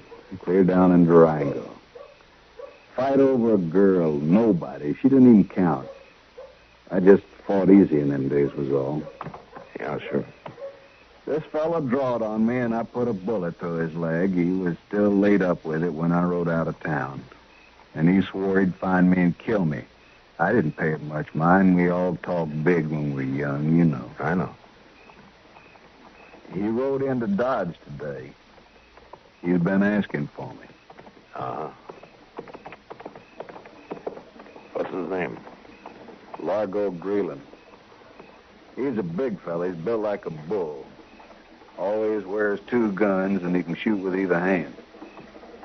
Van, does your shoulder still bother you something? What's that got to do with it? Look, you might as well have given me that gun 4 years ago when that horse fell and rolled on you.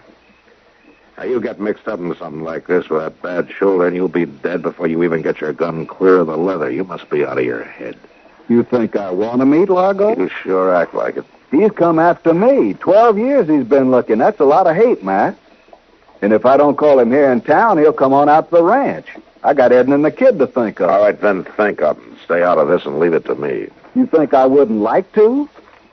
Matt, I'm scared. I know what I'm up against, and I'm scared to death. Then get out of town. Stay clear of him and let me handle it. It's not your fight, Matt. It might be. Well, ain't no use arguing about it. If it's all right with you, I'll take my gun and not bother you no more. Why don't you use your head, Van? You haven't got a chance. I want the gun, Matt. I want it now. All right. Come on.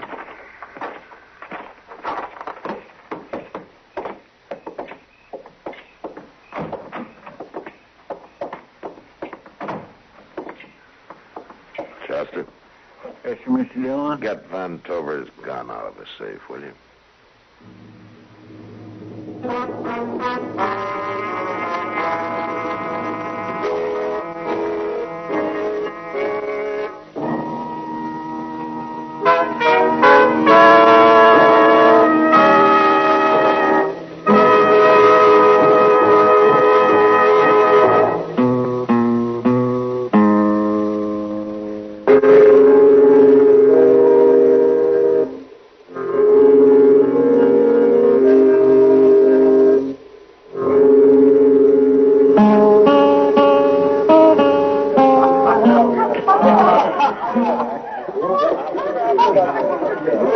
Matt, I give up. I can't figure it out. I'll figure what out, Kitty? You, the way you're acting. How am I acting? Well, you've been leaning on the bar for the last hour with the same drink beside you. You haven't even touched it. Well, I guess I'm not thirsty. It's not that, Matt. You're drawn tighter than a $2 cinch. You're waiting for something, aren't you? Don't worry about it. No use borrowing trouble. If anybody's about to borrow from, it's you. Kitty, will you excuse me for a minute? Look, you stay here and finish your drink. I got something that needs attended to. I'll be back in a little while. Okay, man.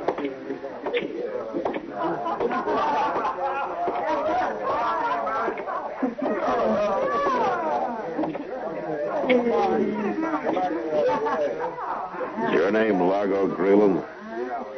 Might be. What's on your mind, mister? Well, I'm the marshal here in Dodge. One of them, huh? Yeah. You, ever been on the Cherokee Strip, Largo? Oh, now I see. Van Tover come whining to you, I reckon. Got you to do his fighting for him, huh? I'm not talking about Tover.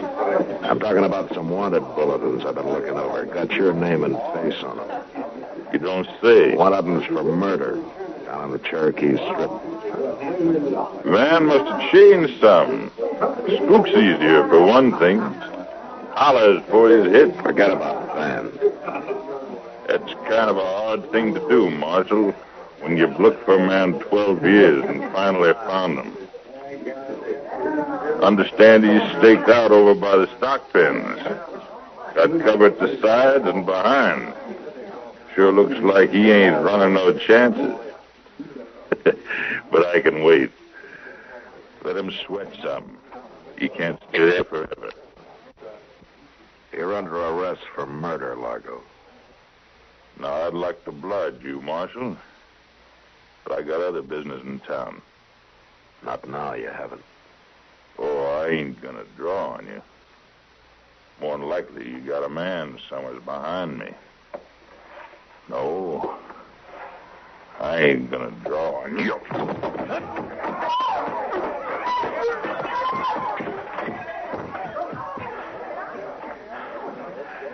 I'm sorry, Largo, but I've had that kicking trick tried on me before.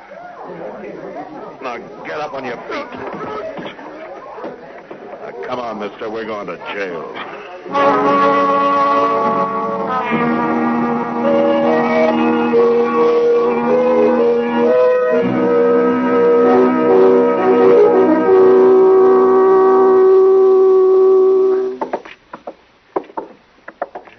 Doggone it, man, I'm telling you. Someday you're going to take one chance too many. Oh, what do you mean, Doc? Trying to arrest somebody you know's a killer with your gun in your holster. Doc, a lawman that went around with a pistol in his hand would last about a week. Why?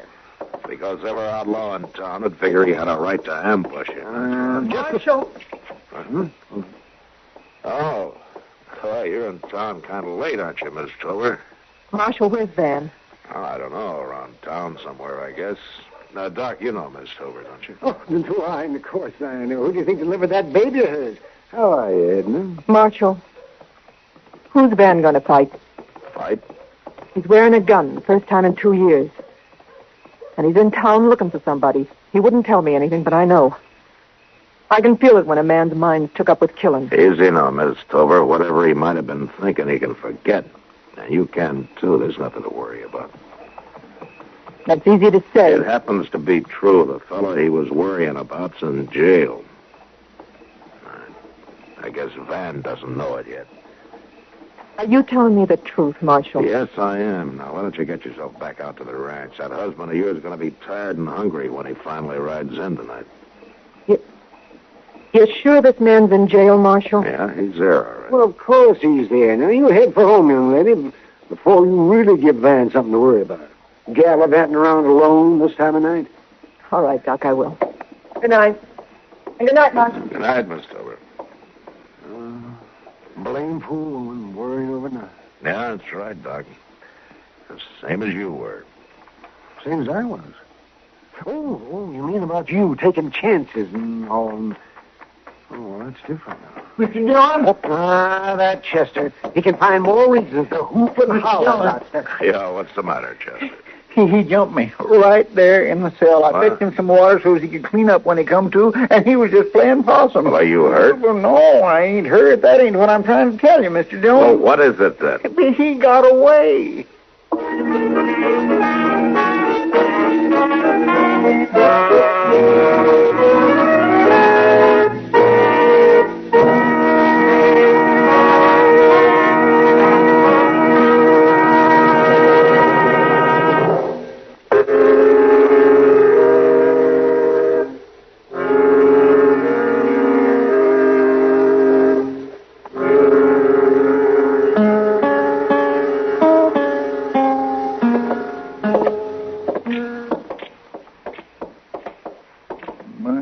He sure didn't waste no time making himself scarce, Mr. Dillon. No, he sure didn't.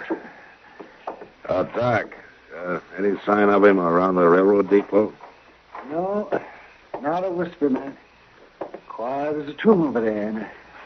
And I didn't see Van Tover either. We gotta find one of them before they find each other. It's just possible that he pulled stakes and lit out, man. Not after 12 years looking for Tover. He's still around somewhere. Well, you had him locked up in jail. Oh, Mr. Dillon, I just don't know how it happened. He just fooled me, all. Jesse, you're probably thinking about women. They're always fooling you, too. Now, you look here, Doc. Forget it, Chester. We all get taken in once in a while. I just don't know how he tricked me like Well, never mind. It's done now. The thing to do is to find him. He hasn't had time to get very far. You, Mr. Dillon. What? Yeah, over here, Miles. Wonder what old Miles is doing out this time of night. He's probably trying to peddle something, make another 5 cents profit so he can sleep better. I heard that, Doc. I heard what you were saying behind my back. There isn't anything I wouldn't say to your front, you old skinflint. What's on your mind, Miles? Matthew, there's something mighty funny going on. How's that so? I just came past the livery stable. Mrs. Tover started to drive out, and some fella jumped into the buggy with her. What? Mm-hmm. Here was a big fella, built like a bull. He made her turn around and go back into the stable. And it looks like we've found Largo. Come on, let's go.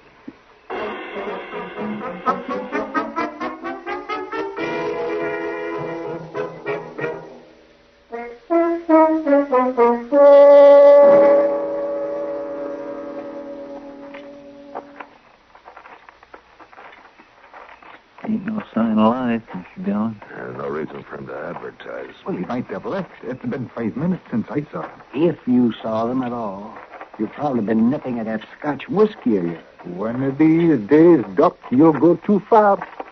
Look up. Well, I guess he ain't left yet after all. Largo, come on out of there with your hands up. Me and the lady's too comfortable, Marshal. Why don't you come and join us? Let her come out alone and you won't get hurt. I don't figure to get hurt. Not while she's with me. Matt, what's going on? You got Largo cornered in there. I heard a shot. Go find her husband, Marshal. Tell him if he hurries, he might still be breathing. Marshal, no. That's Edna. Don't let that Largo's got Edna in there. Dirty. Wait a minute, man. It won't help her any to walk out there and get yourself killed. There's no use arguing, Matt. No, I guess you're right. There isn't any. You argue. Doc, take care of him, will you? Chester, get his gun. And see if you can hold Largo's attention. Fire a couple of shots. I'm going to try to slip in the back. Okay, Mr. Dillon. Hey, let me have his gun, Doc. Largo, you ain't got a chance. Throw your gun out and walk out of there with your hands up before me and Mr. Dillon comes in after you. Come on if you feel lucky.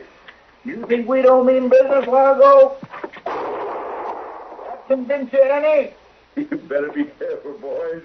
You're scaring the lady. Me and Mr. Dillon will give you just 2 minutes before we rush here. You know where to find me. Come on, I'll pick you off one at a time. Right after I shoot the lady, of course. Please, let me go.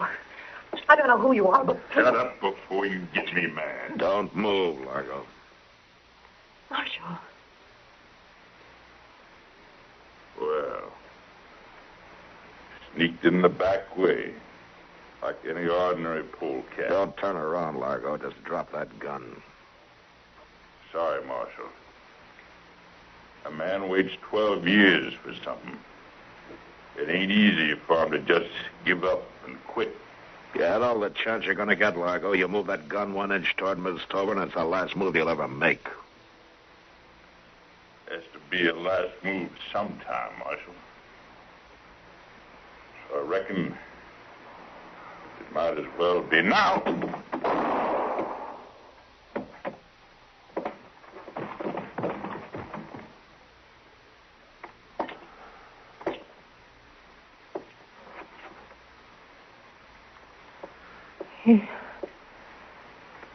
He's dead. Yeah. Yeah, he's dead. Marshal. You all right, Mr. Dillon? Yeah, I'm all right, Chester. Get her out of here, will you? Take her to Van. He'll want to know that she's safe. Yes, sir, I will. Everything's all right now, Miss Tover. You just come along with me now. There we are.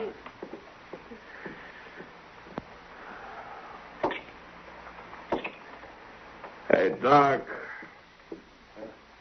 Yes, Matt? Well, looks like I've done my job. Now it's time for you to take over. Another coroner's case? Yeah, that's right, Doc. Another coroner's case.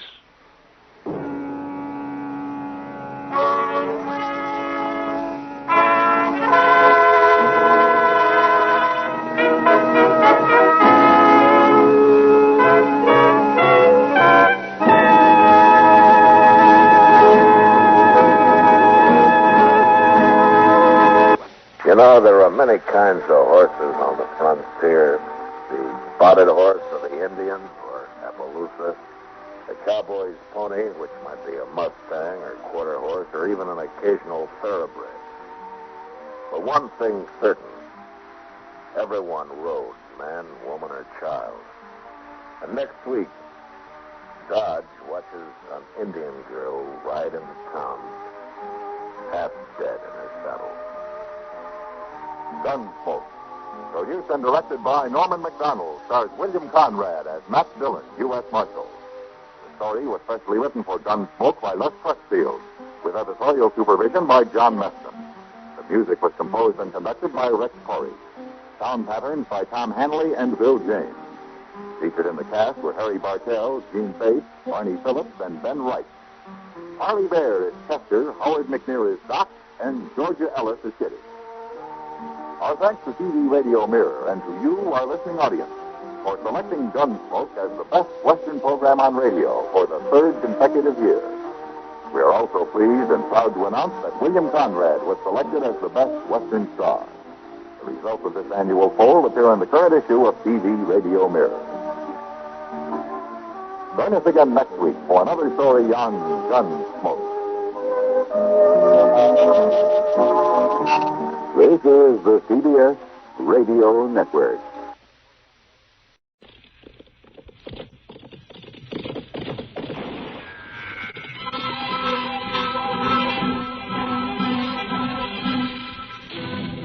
Around Dodge City and in the territory on West, there's just one way to handle the killers and the spoilers, and that's with a U.S. Marshal and the smell of gun smoke.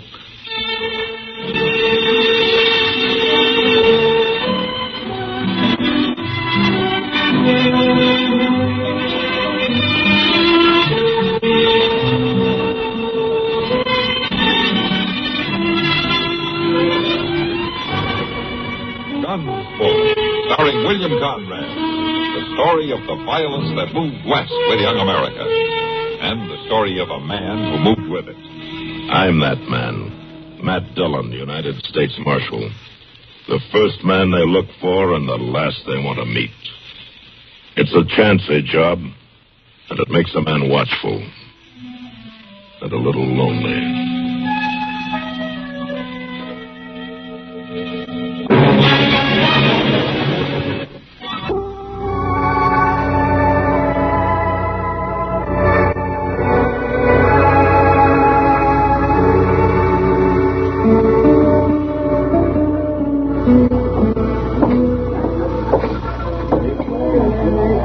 Doggone if you ain't got a pretty smart idea there, Mr. Jones. Oh, what do you mean, Chester? Well, fixing up the back of his wagon that way without flare pianers. That thing that drops down, makes a platform to stand on and feel at the crowd. That took some thinking to do, to think of that. Well, he better go on thinking to figure out some new place to set it up. I don't want nobody's in this business. He's about to start his selling talk. Yeah. Oh, we'll wait till he finishes.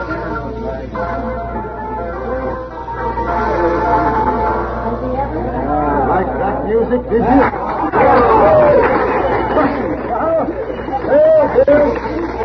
There will be more of that later, folks, but right now I'm going to let you in on the chance of a lifetime. Reckon we are moving a little bit closer, Mr. Jones? No, this is fine. To look close at this bottle I'm holding in my hand, because this bottle is going to change your whole blamed life.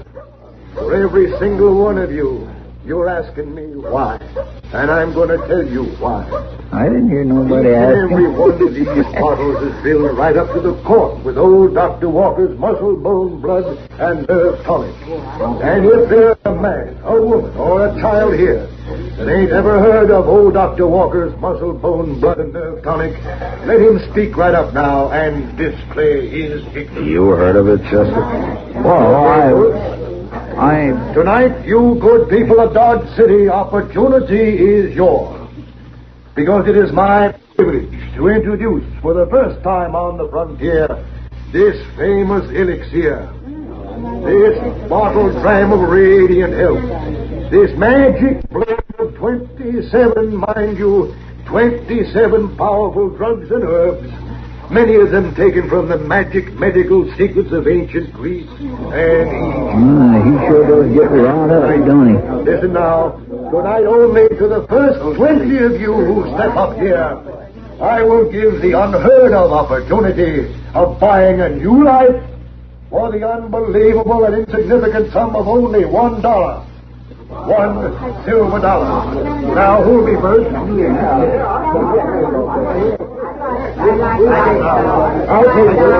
You gonna tell him now, Mr. Dillon? Now, wait till he finishes with his customers here. Well,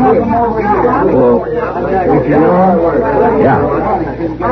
Could I borrow $1 to pay them?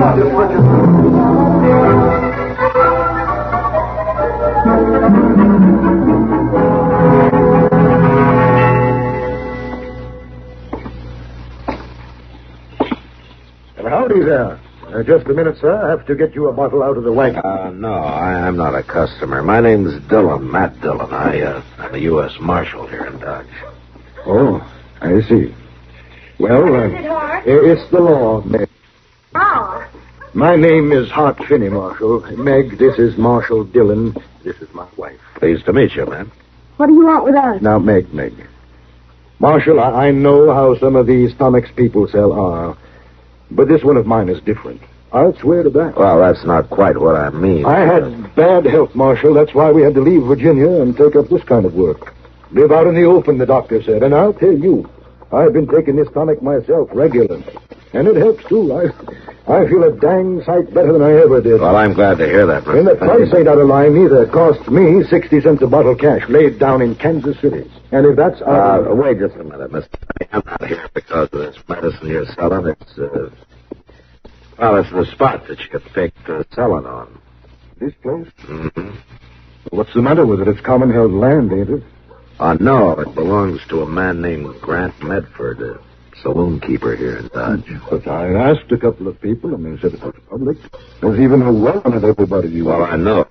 People have gotten kind of into the habit of thinking of it as public property, but it isn't. Grant Medford took it up under the Homestead Act quite a few years back. He just hasn't gotten around to proving it up yet. Oh, but now he's aiming to. Is that it? All of a sudden? Right this week? Well, I wouldn't know. He still got a right to keep trespassers off, though. So he's filed a legal complaint, Mr. Finney. Oh, it ain't like I was hurting the property, none, Marshal, and I'm only going to be here less than a week just as my stock is gone. I got no choice, Mr. Finney. I got to serve this notice on you. It's the only vacant ground around that's close to the saloons and eating places where a lot of people come by. I'm sorry. You're telling us to get, is that it? Yeah, I'm afraid so, Mr. Finney. I can give you till morning. That's all. Marshal, I'm a reasonable man. When I'm treated reasonable. It ain't you, I mean. You got your duty to do, but this fella Medford, well, he sounds mighty selfish. And I don't like a selfish man. No, Marshal. I'm not hurting a thing. I'm staying. I'm sorry, Mr. Finney, but the law says you can't. And what do you say? I'm a lawman.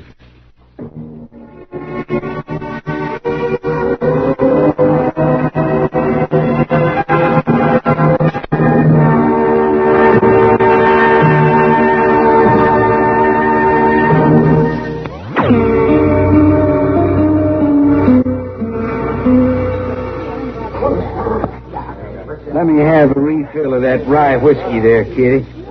This one? Yeah. Why don't you just set it here on the bar? Sure. Why not? Go ahead. Pour it yourself, Mr. Medford. Well, I got to see what my competitors are serving, don't I? Evening, Kitty. How are you, Matt? Well, good evening, Marshal. Have a drink? Not right now, thanks, Medford. Did you get rid of them trespassers for me? They'll be leaving in the morning. In the morning? Why didn't you boot them out tonight? That won't hurt anything to let them stay till morning. Of course, I might be persuaded to let that woman of his stay around as long as she wants. She's a mighty good looker. Look, Medford, this man Finney seems to be pretty decent and honest. He's heading out for Kansas City as soon as he gets rid of his stock. It wouldn't hurt you any to let him stay out the week, would it? Well, now, I reckon you did see that woman all right. Sweet talk you, did she? That's enough, Medford. Marshal, I signed a trespassing complaint. Ain't that right? Yeah, you did. Well, then why don't you just go serve it? You're always talking so all-fired holy about upholding the law. It's been served, Medford, and I'm just trying to give you a chance to do something for somebody for once in your life. You get them two out of there, Marshal. If you ain't man enough, then me and the boys will come around and do it for you. You and your boys poke your noses into my business, and I'll knock your heads together. Is that clear? I nothing more to say to you. Wait a minute, Mr. Medford. You owe me $1 for those drinks. $1? With my place, you can get 4 drinks for $1. Sure, but we buy our liquor. We don't make it in the back room. Nah.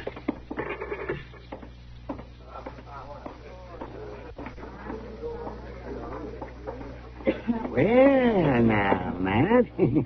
What seems to be the trouble here? You ought to know, Doc. You and Chester have been standing there hanging on every word, flapping your ears like a pair of jackasses. Oh, now don't you go taking it out on us just because you're riled up at Grant Medford. That man's got me riled up, too, Doc. Well, by all rights, I ought to be trying to run this Finney out of town myself. You know, he's going to hurt my practice if that stuff makes everybody as healthy as he claims it will. And I noticed you bought a bottle from him yourself, Doc. I did.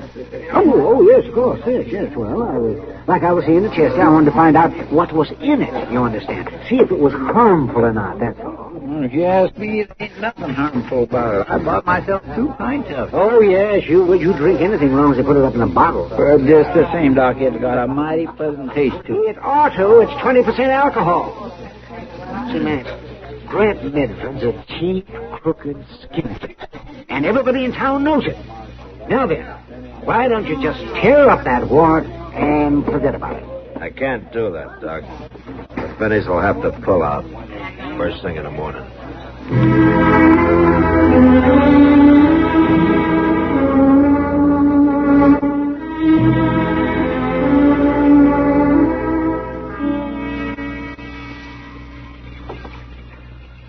I don't know where he is. And I ain't lying to you, Marshal. I didn't say you were, Miss Finney. I'd tell you if I knowed, but I just don't know. At least, not exactly. Well, he must have told you something before he left, didn't he? Well, sure he did. Just like I said. You're to wait here till he gets back. He knew the 2 of you were going to be off this property the first thing this morning. Oh, he knowed it, all right. He'll be here. Any minute now, Marshal. Miss Finney, how do you know he'll be here if you don't even know where he went? I didn't say that. I said I didn't know where he was right this minute. Then tell me where he went. I can't tell you, Marshal. Hart said not to. He said he'd explain you all about it himself. And anything Hart says me to do, I do. Look, ma'am, I know loyalty is a fine thing, but I served an eviction notice on you 2 last night, and you've got to abide by it. Your feelings are, well, mine either, don't they? It's all right, Marshal. It's all right. She was only doing what she was told to. Where's the bed, honey? Oh, to see that judge of yours, what's his name? Judge Ben? Yeah, that's it, Ben. He's a mighty fine man. Open-minded and fair. Knows the law, too. Well, he gave me a paper here, Marshal. I reckon maybe you ought to take a look at it. Uh-huh. I think something like this ought to hold up. Provided, of course, you're a mind to enforce the law the same for out-of-towners as you do for Dodge City. The man's right. He's right, Mr. Finney, no matter where he comes from. Then you will back up this here piece of paper? Well, that might take some doing. Grant Medford's a hard man, and he's got some mighty tough boys working for him. Marshal, maybe the law here can't be bought out. But could it maybe get scared out? Why don't you just wait, Mr. Finney, and you'll see.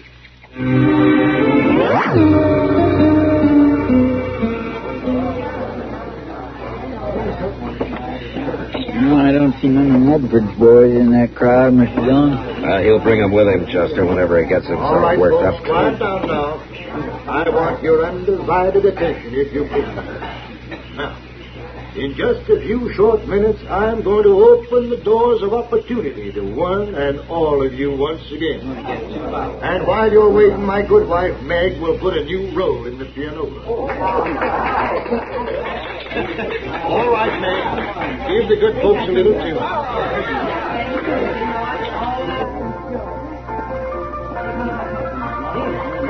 Hello, Matt. Chester? Hard up. You brought yourself a little extra help. Grant Mentor will have 8 or 10 men with him. I told him the same thing. You're almost right, Doc. He's got 9 men with him. Huh? What do you find, sir? Yes, by God. There they come. Marshal. He's coming down the street there. I figured I'd better strap my gun on and come down here and help you. You can unstrap it, Mr. Finney, and get back over to that wagon and run your show. I ain't never asked another man to fight my battles yet. In this case, it's the law fighting. Go on now. You get into this with a gun in your belt, it's the same as asking for a shooting, so you stay out of it. All right, Marshal. Come on, Chester. We'll walk out to the street and meet him. Yes, sir. Matt. You stay out of it, too, Doc. I will in a pig's eye. Old Medford looks mighty upset, Mr. Dillon. Yeah, well, I imagine he is. He's had all day to get that way. What's the meaning of this, Marshal? All right, that's far enough, you men. How come you ain't enforced that warrant, Marshal? How come you didn't kick these trespassers off my property? I'm afraid it'd be against the law, Medford. Against the law? It turns out it's not your property after all. What are you talking about? The fact that Hart Finney and Judge Bent put their heads together this morning and came up with a writ of injunction. Yeah, you can take a look at it if you want. Seems this ground's public domain. What kind of finagling you trying to pull off? I took up this land 8 years ago. That's right, Medford. But you didn't build on it and you didn't prove it up. And according to Judge Bent, unimproved land that's left open to public use without protest for 5 years or more reverts to public domain. Judge Bent's out of his mind. That well over there has been used by everybody in town for the last 6 years. And Judge Bent figures that's plenty of public use to wipe out your claim to the title. You hear that, boy?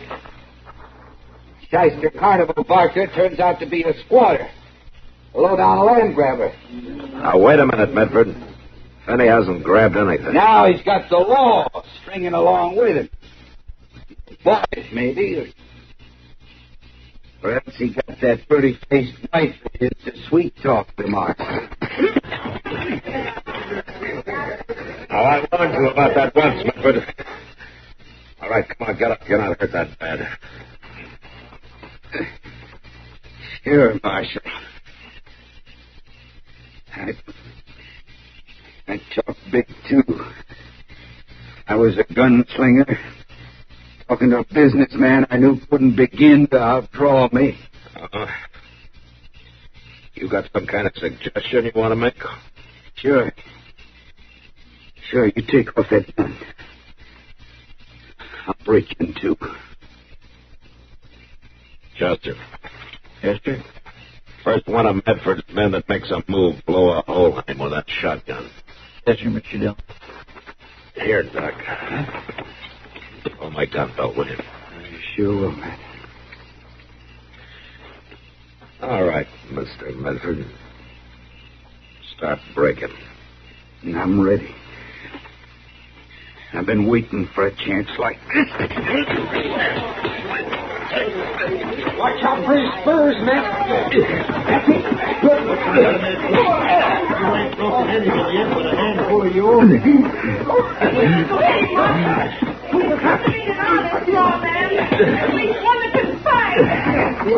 Have you had enough, Medford? I'll kill you. Help me, I'll kill you. All right.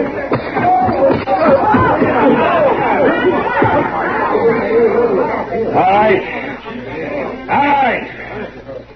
You men who work for him. Any of you want to pick up where he left off? Then pack him down the street and soak him in that horse trough. He can't lie here all night. Go on.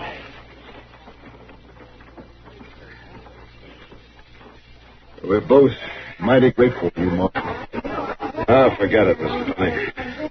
It would happen sooner or later, even if you hadn't been here.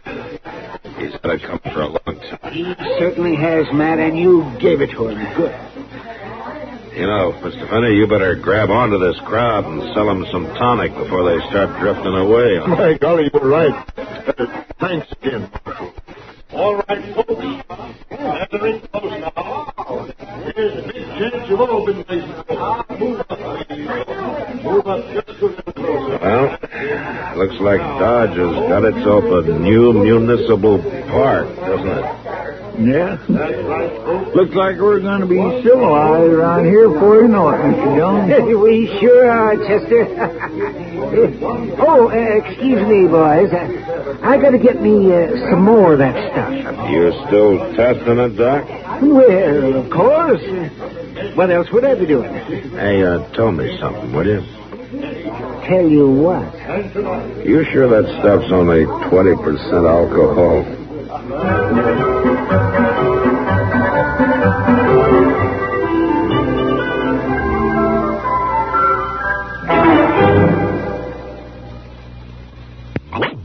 Thank you, George.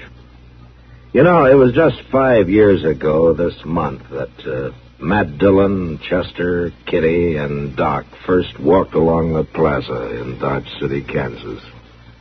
And there's one very good reason why you still find them living there in that wild camp at the edge of the high plains. CBS Radio's listeners seem to want it that way. It's our feeling that perhaps no period in American history has given birth to so many giants, legendary or historical, as those fabulous frontier years. We like to think that Gunsmoke has had a part in portraying it. We've tried for as much truth as good drama will allow and as research will furnish. And we like to think also that radio brings you the full flavor of this Old West.